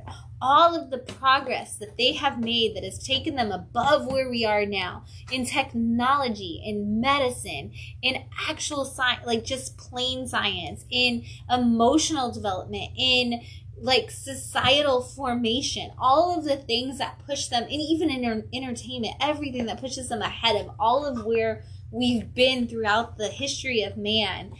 They won't use it for anything good. They'll only use it to find ways to hate each other and to use it as a way for hate. And it's such a great issue because, again, as all horror books get to, the most terrifying thing in the world is people. And so this book has been like, your technology is bad. You've given yourself over to technology. You've fought yourself. You've made yourself your own hellscape out of technology. And then it's like, but in actuality, the worst thing that exists, no matter how far we advance as a society, is people and the things we do to each other. And I read this and I was like, oh my God. And then the way it wraps up, I won't spoil, but the way it wraps up, I was just like staring at the paper for a minute and was like, that's a fantastic ending. And I'll show you after this ends because I just love the actual use of the media as a way to show, like the medium usage is a great way to just be like, hey, what do we do is up to us. Like, where do you want to go? And this nailed it. I love all the other issues of New Think. This one to me blew the other series out of the water. And this, to me, is what AWA Upshot has stood for since the beginning. And they nailed that whole theme of what they've been trying to put out since the very beginning of their publishing line perfectly. There you go. Yeah. Issue 4. Issue 4. Grab it. You don't have to have read anything else New Think ever. You never have to read anything else New Think again if you don't want to, but you probably will after reading it because it's a fantastic issue. Last week, Hell is a Squared Circle. I had to bring this specifically. This is Aftershock. This is a one shock. I literally brought this specifically for the fact, A, wrestling books are everywhere right now, and Crimson Cage was a big one for us, and this very much has a lot of the feels of that. But also, this is written by Chris Condon, who does write That Texas Blood. And Josh told me again, this is another one that Josh came up to me and was like, I actually really liked Hell is a Squared Circle. And I was like, well, it's Chris Condon. Have you not read That Texas Blood? That book's phenomenal. And he's like, no. And I was like, okay, we'll start there. Because this is a fantastic book. And this is 48 pages of Chris Condon kind of just showing you why you should go read anything that he writes.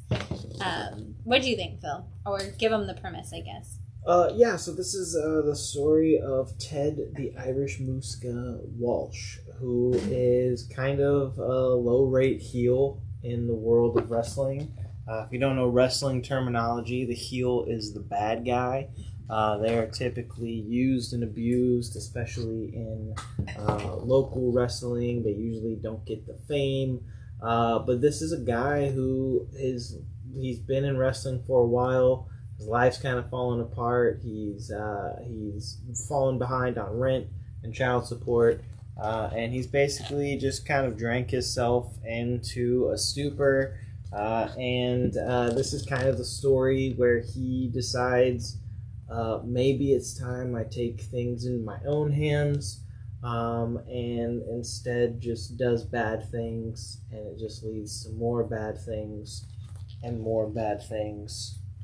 There's a line in James Tynion's The Closet, and I hate to always, use James Tynion as an example, but I don't hate it at all at the same time. James Tynion's The Closet features a point where the main character says, I thought that this was going to be, like, moving here and doing this was going to be a chance for me to start over, to wipe it clean and have a clean slate and just begin my life anew. And the person he's talking to says there's no such thing as a clean slate, because no matter where you go, you're still there. And this book took that line and showed us exactly the truth of that, because everywhere he goes, he's like, this is my chance to start over, to have a clean slate. And everywhere he goes, the problem is himself. And he says it at the very beginning. He was like, the villain of my story is, and he names himself, and he says, and the problem with that is that that's me. Yeah.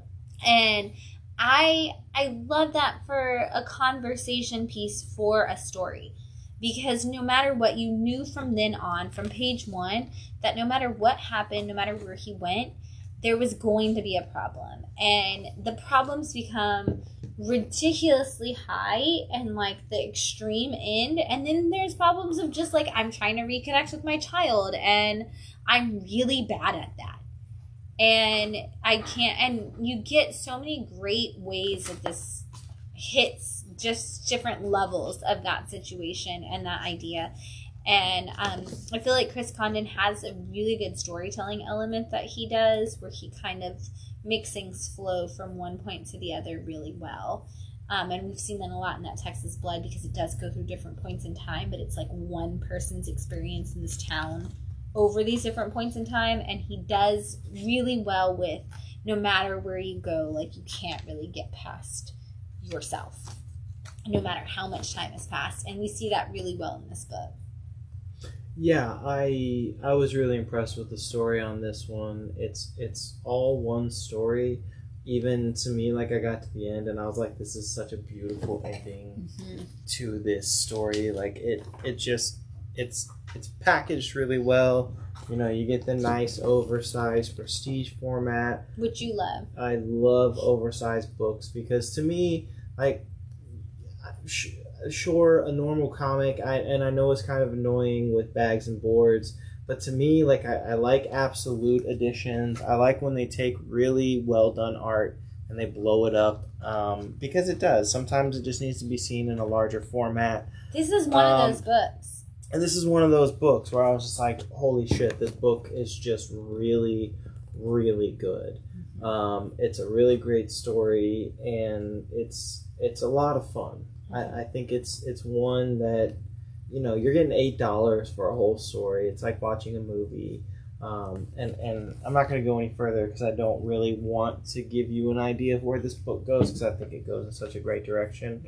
But yeah, and I'm also very excited that there are a lot of wrestling books on the shelves. It's about time that wrestling has kind of sort of gotten back into the good graces of mainstream media. And so it's great that it's kind of spilled over into comics. There's wrestlers at every Comic-Con, so it's only a matter of time before they started just making comic books that aligned with the fact that wrestling was everywhere at comic conventions. Yeah, I think it's just we've been in this kind of like lull in the world of wrestling with like WWE really being the only kind of main producer of wrestling, and it's gotten bad over the past handful of years. I know a lot of people that I talk to, because I don't really keep up with wrestling. I watch a lot of the like smaller indie wrestling companies, but like anyone I talk to who still watches WWE is like, it's just not that good. But now we have AWE, which is kind of the new and improved WWE. A lot of people love it. So I'm excited that there's kind of this resurgence. Like I even have friends who have made fun of me for being a fan of wrestling. We're like, yeah, it's kind of weird. I watch wrestling now. I'm like, yeah, I know. It's good. Enjoy it. And now you can enjoy it in comic book form. I follow Matt Hardy's wife on Twitter or TikTok, so I'm all in on the wrestling thing too. Like literally, if you haven't seen Matt Hardy's house, his wife does these incredible videos on TikTok of their house, and I love it so much. So like, you should be in. And honestly, even if you weren't a wrestling fan, like Josh is obviously not a wrestling fan. He came to me and was like, I don't even know what that title means, but I love this book. Which is surprising because drama is one of the big things in wrestling. Which is why Crimson Cage works so well, because it was Shakespeare told through wrestling, which wrestling is modern Shakespeare. Like, we go to the theater, we watch it play out, we kind of already know how it's going to go, but we still accept the story. Yeah. And the Crimson Cage did a really good job of showing us exactly how those two worlds merged together. And it was, I would love, if you're a teacher and you would like to do a unit that talks about wrestling as modern Shakespearean theater, I will write your curriculum for you if you use Crimson Cage in your classroom. Just saying. But you can't show it to children. You can in a high school. It's high school. That's teen plus. School. And that's, well, you're not probably teaching Shakespeare much younger than that. But middle like if school? You're teaching sophomore English, British literature, and you want to talk, or pre-AP or AP British literature for seniors, honestly, if you're teaching an AP senior lit class and you want to talk about Shakespeare in a new form, let's talk. We didn't talk about Shakespeare. Oh, we did. In senior year AP English? Senior year AP English is British literature. In Texas, anyway. That's weird. We did not cover Shakespeare, from what I remember. Did you talk about the rest of British literature? Because senior... Yeah, I was going to say... We talked about a lot of other British literature, but I don't remember doing Shakespeare at all. You don't have to cover Shakespeare in British literature. It's just a weird thing to leave out in British literature. Yeah. It's a massive quantity of British literature is Shakespeare. However, as somebody who much prefers the light and dark romantics of British literature, I'm okay with you leaving Shakespeare out. But I have also bitter feelings towards my Shakespeare classes, so, it's fine. Just watch Leonardo DiCaprio's Romeo and Juliet. You're fine. It's okay. We've got a lot of other books in stock this week. Honestly, some of these are only in stock because I didn't have a chance to read them, like Onyx, which is from the Syzygy imprint of Image. This is the story of a cyborg warrior who falls from space and lands in a near future Nigeria. Where have I seen Chris Ryle's name? He did, Zombies versus Robots. That's what it is, yeah. I assume that was the one that you thought. And then they launched, him and Ashley Wood launched the imprint Syzygy. You can show them that if you want to. Look at that Sal Buscema art. What is up with that? I'm gonna have to read this. This is the artist Gabriel Rodriguez who did Lock and Key. What? Yeah, Gabriel Rodriguez from Lock and Key on art on this book, which is incredible. So if you're a fan of Lock and Key but you want something more sci-fi, this might be your choice. And it's a one shot, so you get the whole thing. You might not, because Phil might buy it. No, I'll give people a chance. It's cool, I have though, more than one copy. It's $9.99. Yeah, and it's the whole thing. It's massive. It's what, like 60 pages? More than that, maybe? Yeah. It's a trade. It's a trade. It's a square bound. Yeah, a little bit smaller than a trade, but it's not much smaller than a trade. This looks super fucking cool. It's a cool looking book. I started it and was like, oh my god, I don't have enough time to finish this, and I wish I could. Otherwise, it would probably have been there.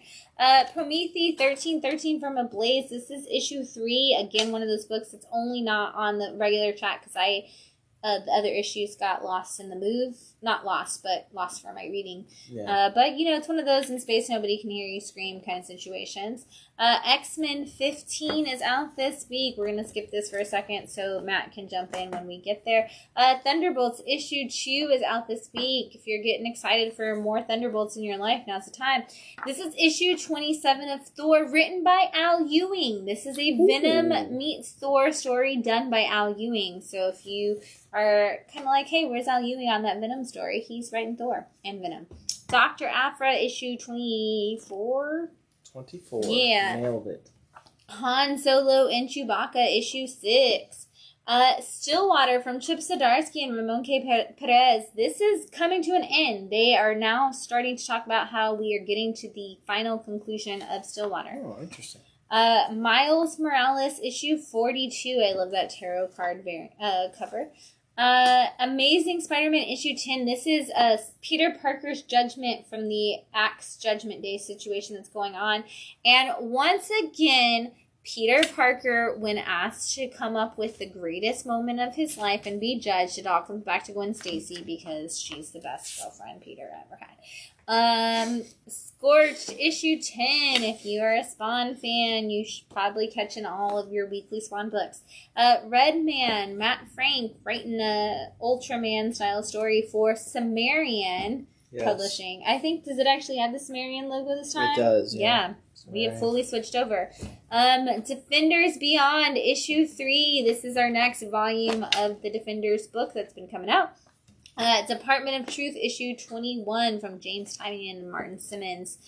Speaking of, sci-fi kind of horror anthology. Well, not kind of anthology, not entirely anthology. Gambit, issue 3, written by Chris Claremont. Marvel's Fortnite, issue 5. This is a Zero War story. We do have the comic boxes for this too, so if you want some boxes, comics in. Captain America's Symbol of Truth, issue, 3? 5. This is the Sam Wilson, and then the Sentinel of Truth is Steve Rogers. Avengers. This is their Axe story, the Axe Avenger story. This is the one shot. Apparently, it's about. I guess it's Tony Hawk one. I think Josh said the Avengers Axe story was about Hawkeye, who is not currently in the Avengers. But this is also a Tony Stark story as well. Karen Gillan. Mm-hmm. Ant-Man, issue 3, speaking of valuing. The Marvel Voices.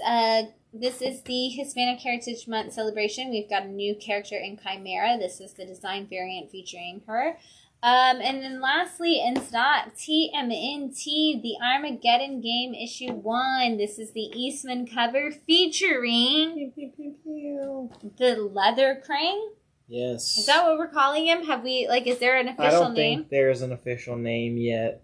But yeah, this is the big TMNT event of the year.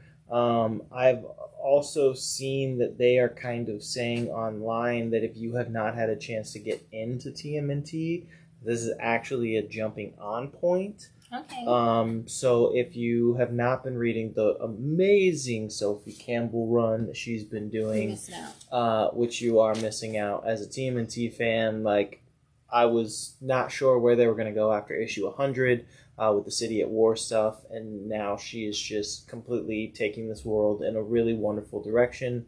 But they say that this is the event you can hop on and go from there and kind of hop back into TMNT. But I'm very excited for this. There's a 2-issue miniseries.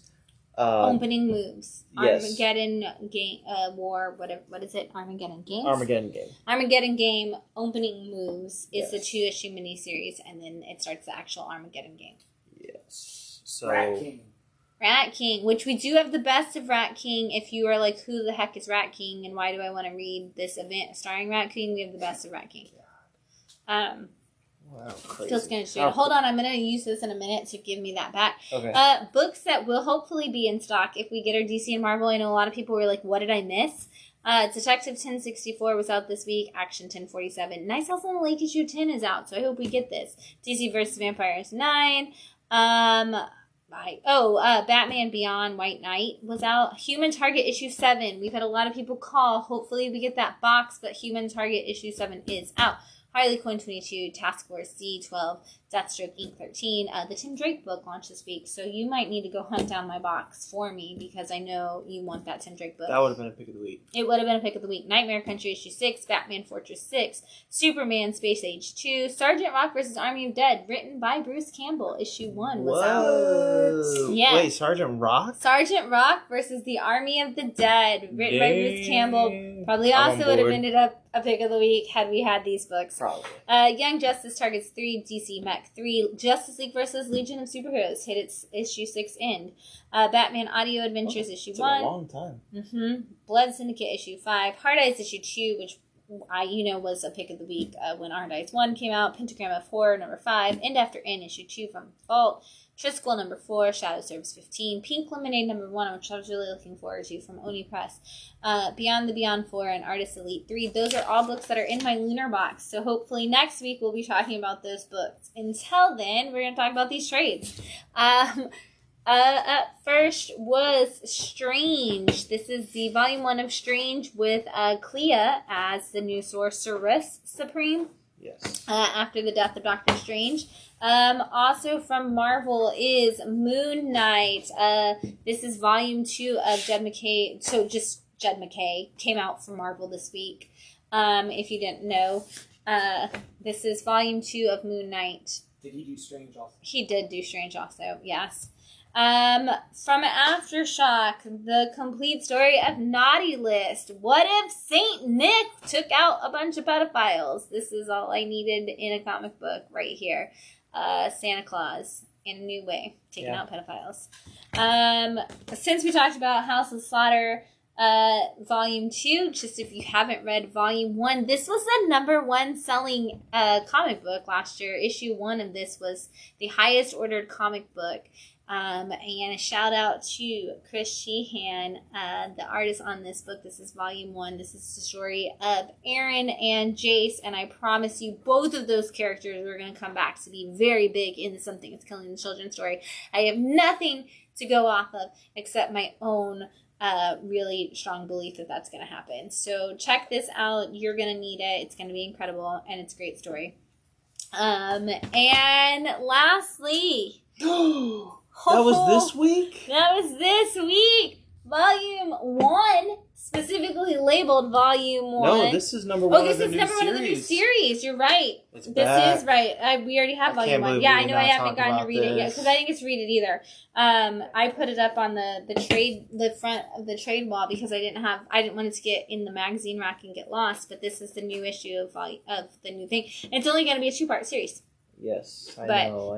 This would have been a pick of the week, but I didn't get to read it either. I literally forgot it and grabbed it right before we started. Okay.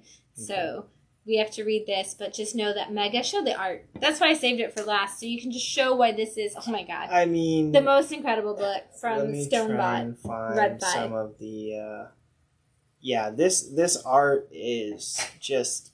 wonderful. Do I have Volume 1? I remember when the first series was coming out. I mean, Salvador Sanz is the writer and the artist on this book, and it's beautiful. We talk about really detailed pencil work. He does that here with these characters. I mean, look at that. Look at how fucking cool that is. I was really stoked that this was coming back. It's great. I think the first series was only 3 issues. It was only 3 issues. And then they put it in all together in a little trade. I'm very glad that this is back. I love the artwork on this book. Huh? No. It was 3 issues. It was for 3. The first one. I remember it being more than 2. I remember it definitely being more than 2. I just don't remember if there was ever a fourth one. There wasn't a fourth one, but I think it was... I'm pretty sure it was 3, but it was never... looking it up. Maybe it was only 2. No, I think... 2. Just looked it up. Really?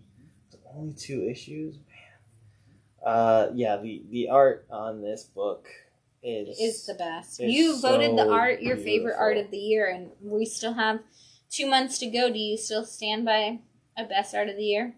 For this year? Yeah. I don't know. That's tough. There's been a lot of really great art this year. I mean, it was 2022 as well. The first volume was 2022.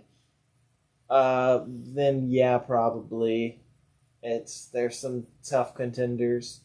I'll reconvene for our end of the year episode, right, and see how you feel, and give you because I mean, you know, there's been a lot of great art this year. So there has been a lot of great art this year. This is the year of Hayden Sherman art. Hayden Sherman, Marco Fontanelli. I mean, they're definitely. It's a big year for honestly. It's a big year for artists to like. Drummer. Oh my god, I gotta think about that.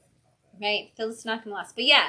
This is, I didn't actually get to read this, and like I said, I had stuck it with my trades, because I processed all the comics at 11 o'clock last night, so I didn't get a chance to read it either, and I'm super excited. We'll probably talk about it next week.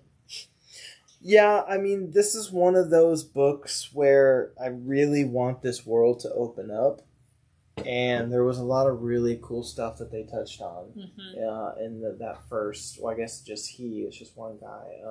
There's a lot of great stuff that he touched on in that first one, and you know, it's kind of one of those where like the kaijus are cool, but there's also really great human characters. Absolutely, which is what I like in kaiju stories. Yeah, well, I mean, I just like the kaijus. I know. I like the humans. There's a million other movies about people, you know. I love the way humans interact with kaijus. I love the human story elements of kaiju stories. Yeah. There's a lot of other monster movies, too, where they just fight. Man, but, you know, just show me the fighting, and then show me what Godzilla does when he's not fighting. You know? He goes for pizza, obviously, in King Ghidorah. Well, you know, that's King Ghidorah. What does Godzilla do? He's probably hanging out. You know? So you have, like, a cool, like, what was that 90s, was it dinosaurs? The We're Back, the dinosaur story? No, or the actual dinosaurs? The dinosaurs TV show. Oh, the TV show? Yeah, where they went to work and everything. Yeah, like let me see that with Godzilla. Like, go back to your, like, underwater world and, you know. I'm here for that. How do you make a living? What do you eat? What are you doing when you're not battling other monsters? I want to see all that, you know. Yeah. I'm in. I'm 100% in for Give me that movie. Where is that movie? I don't care what the people are doing at all. Well, if you're going to go that direction, it's not just about the kaiju fighting, but we're actually seeing what the kaiju do for a living. I'm in. Yeah. Yeah. Or like, what if the two kaiju get together afterwards? Well, obviously Godzilla and Mothra have a thing. Yeah, let me see that. Yeah. Where's that movie? You know, don't make it Godzilla vs. Mothra. Make it Godzilla loves Mothra. Yeah. Give me, like, Sleepless in Seattle. Oh my god. But Godzilla and Mothra.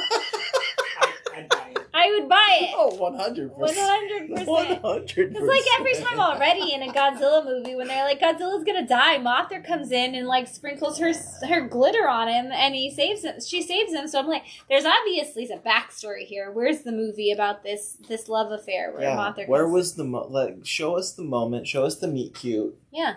Right? And then show us like what they do when they're not I agree. battling. You know, do they sit around and watch Netflix? I gotta know. Are they like hang out together? Do they like go to other planets? What do you do? What do you do? You tell us what you think kaiju do in their spare time, because I need to know what everybody else thinks kaiju do. Until then, these are the comics you can look forward to this week on Wednesday when we reopen for New Comic Book Day. Batman issue 128, Chip Zdarsky's current run on Batman. Poison Ivy issue 5. Gosh, if we want to talk about great covers and a great story, G. Willow Wilson on story and just an entirely incredible crew of cover artists. Edge of Spider-Verse issue 5. A new Spider-Man issue 1 comes out this week. I don't know. Who's writing? I don't know. I just said I don't know. Look it up. King Spawn, issue 15. Marauders, number 7. Star Wars Mandalorian, issue 4. If you like the show, this is your comic book adaptation, essentially. The Axe X-Men are like the official Axe X-Men one-shot companion is out. New Fantastic Four, number 5. Dark Crisis, the Deadly Green. So this is Swamp Thing and the Green Lanterns and all of the green side of the DC universe. And that, Jane Foster and the Mighty Thor, issue 5. Axe Star Fox. Star Fox is getting one shot because we obviously are bringing Star Fox into the MCU, so Star Fox needs to get called attention to in the comic books. I got really excited at that talking about the video game. No, I know. I'm always wish that it is. But Harry Styles is getting one shot. If we say it that way, you care again, Wait, right? So they're actually going to bring him into the Marvel Universe? And the comics, Star Fox is. I assume that the Harry Styles Star Fox is going to get more than just a cameo. Please. I assume. I mean, Harry Styles is in movies now. That's a thing we've accepted. So, Sword of Azrael issue 3 is out this week. Gotham City year 1, issue 1. I'm kind of excited. It's a year 1 for the whole city of Gotham. I want to know why people live there.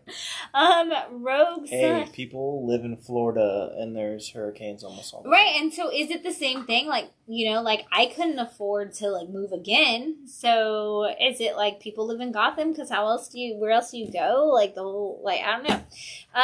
Or do they just love it? Are there incredible beaches in Gotham? Because like I would live in Gotham for incredible beaches. Rogue Sun issue 7 is out this week. Joker, Man Who Stopped Laughing issue 1. Time Before Time issue 17. Talk about an indie book that's still going. Also Declan Shalvey, isn't it? Yes. Yeah. Junkyard Joe issue 1. Image 30th Anniversary Anthology issue 6. The Dead Lucky issue 3. If you don't know The Dead Lucky and you want to check it out, all of the issues are in my Hurricane Destruction box. So come check it out. It's a good book. That Texas Blood issue 18. Night of the Ghoul issue 1. If you do not know Night of the Ghoul, it is Scott Snyder writing with Frank Avila on art. First indie book with the two of them together. You just want to come by it. I'm just saying. They did a Batman book? They did a Batman book, Black Mirror. That's right. Minor Threats, issue 2, Patton Oswalt's new book. Nice. From Dark Horse. Shock Shop, issue 2. Here we go. This is why I kept this. TMNT Saturday Morning Adventures, issue 1 is out this week. If you love the animated Ninja Turtles book. Pick of the week. Just know it's going to be pick of the week. We have a TMNT cartoon rug in the store. Just assume that this is a pick of the week. Phil and I might need to do a segment. Right. You guys can have a moment where you cry over the book.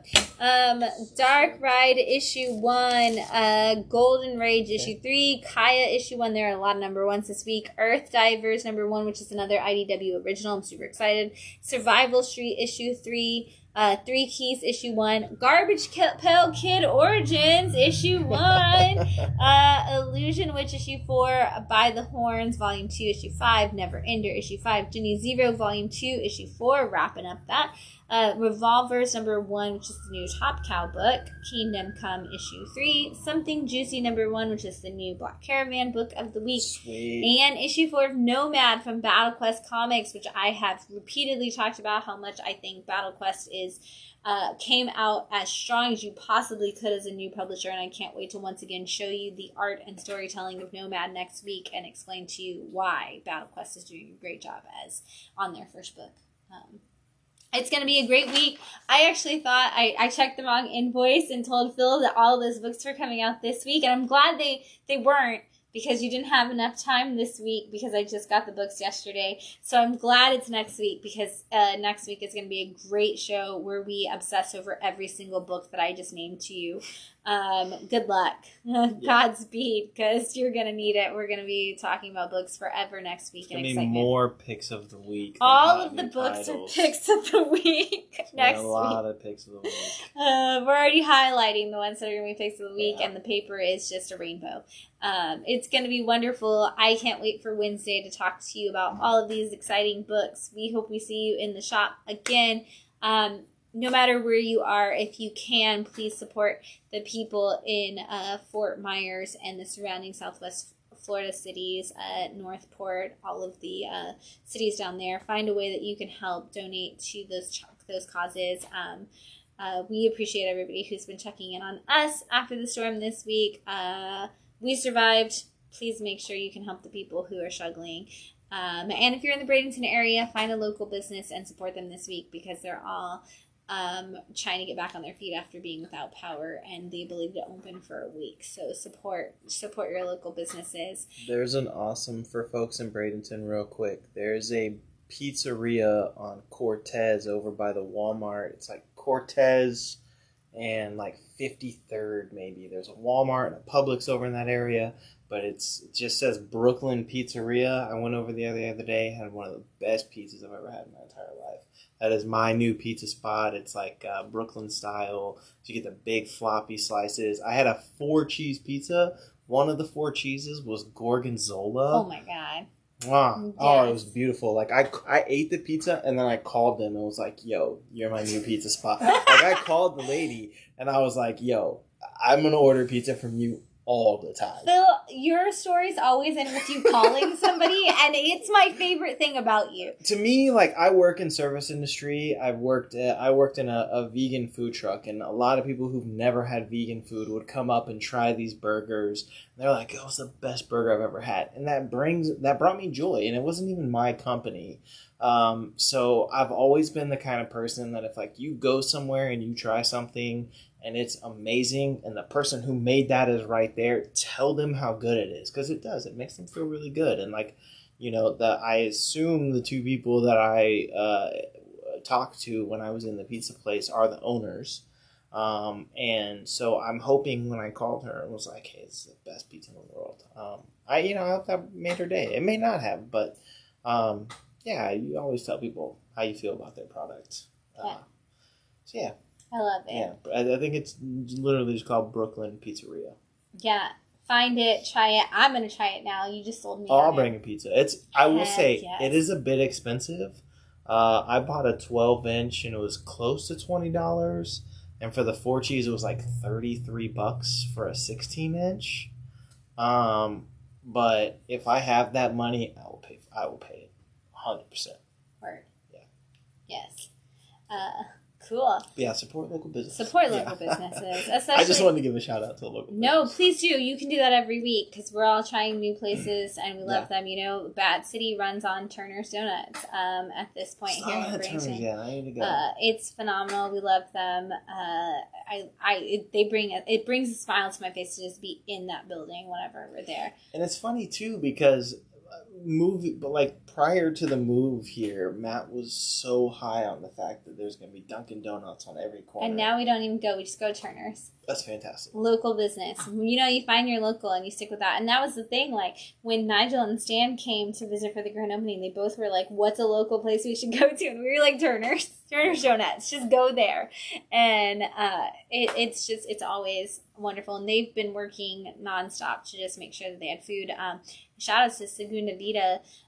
They were one of the only businesses on our block that had power, and so they've been helping, having people come in and charge phones or services. Like, they've been like, hey, we're open, but if all you want to do is come in and charge your electronics because you don't have power, just do that. And I super appreciate that. And I know Keith and Ascura are opening up they're usually closed on Sundays and Mondays, and they're opening up this just to let people come in and have some, get some coffee and have a place to go. They made a really great Oasis joke about being your Oasis and how we're their wonder wall. Yeah, it's beautiful. I cried. It was a moment. And so Central Cafe also just got power back. So everything on the street, we've been without power for so long, and it's great to see the community just come together. So again, thank you for everybody for letting us be a part of your community. We are closed tomorrow and Tuesday. We will be reopen on Wednesday for New Comic Book Day. We hope to see you all then.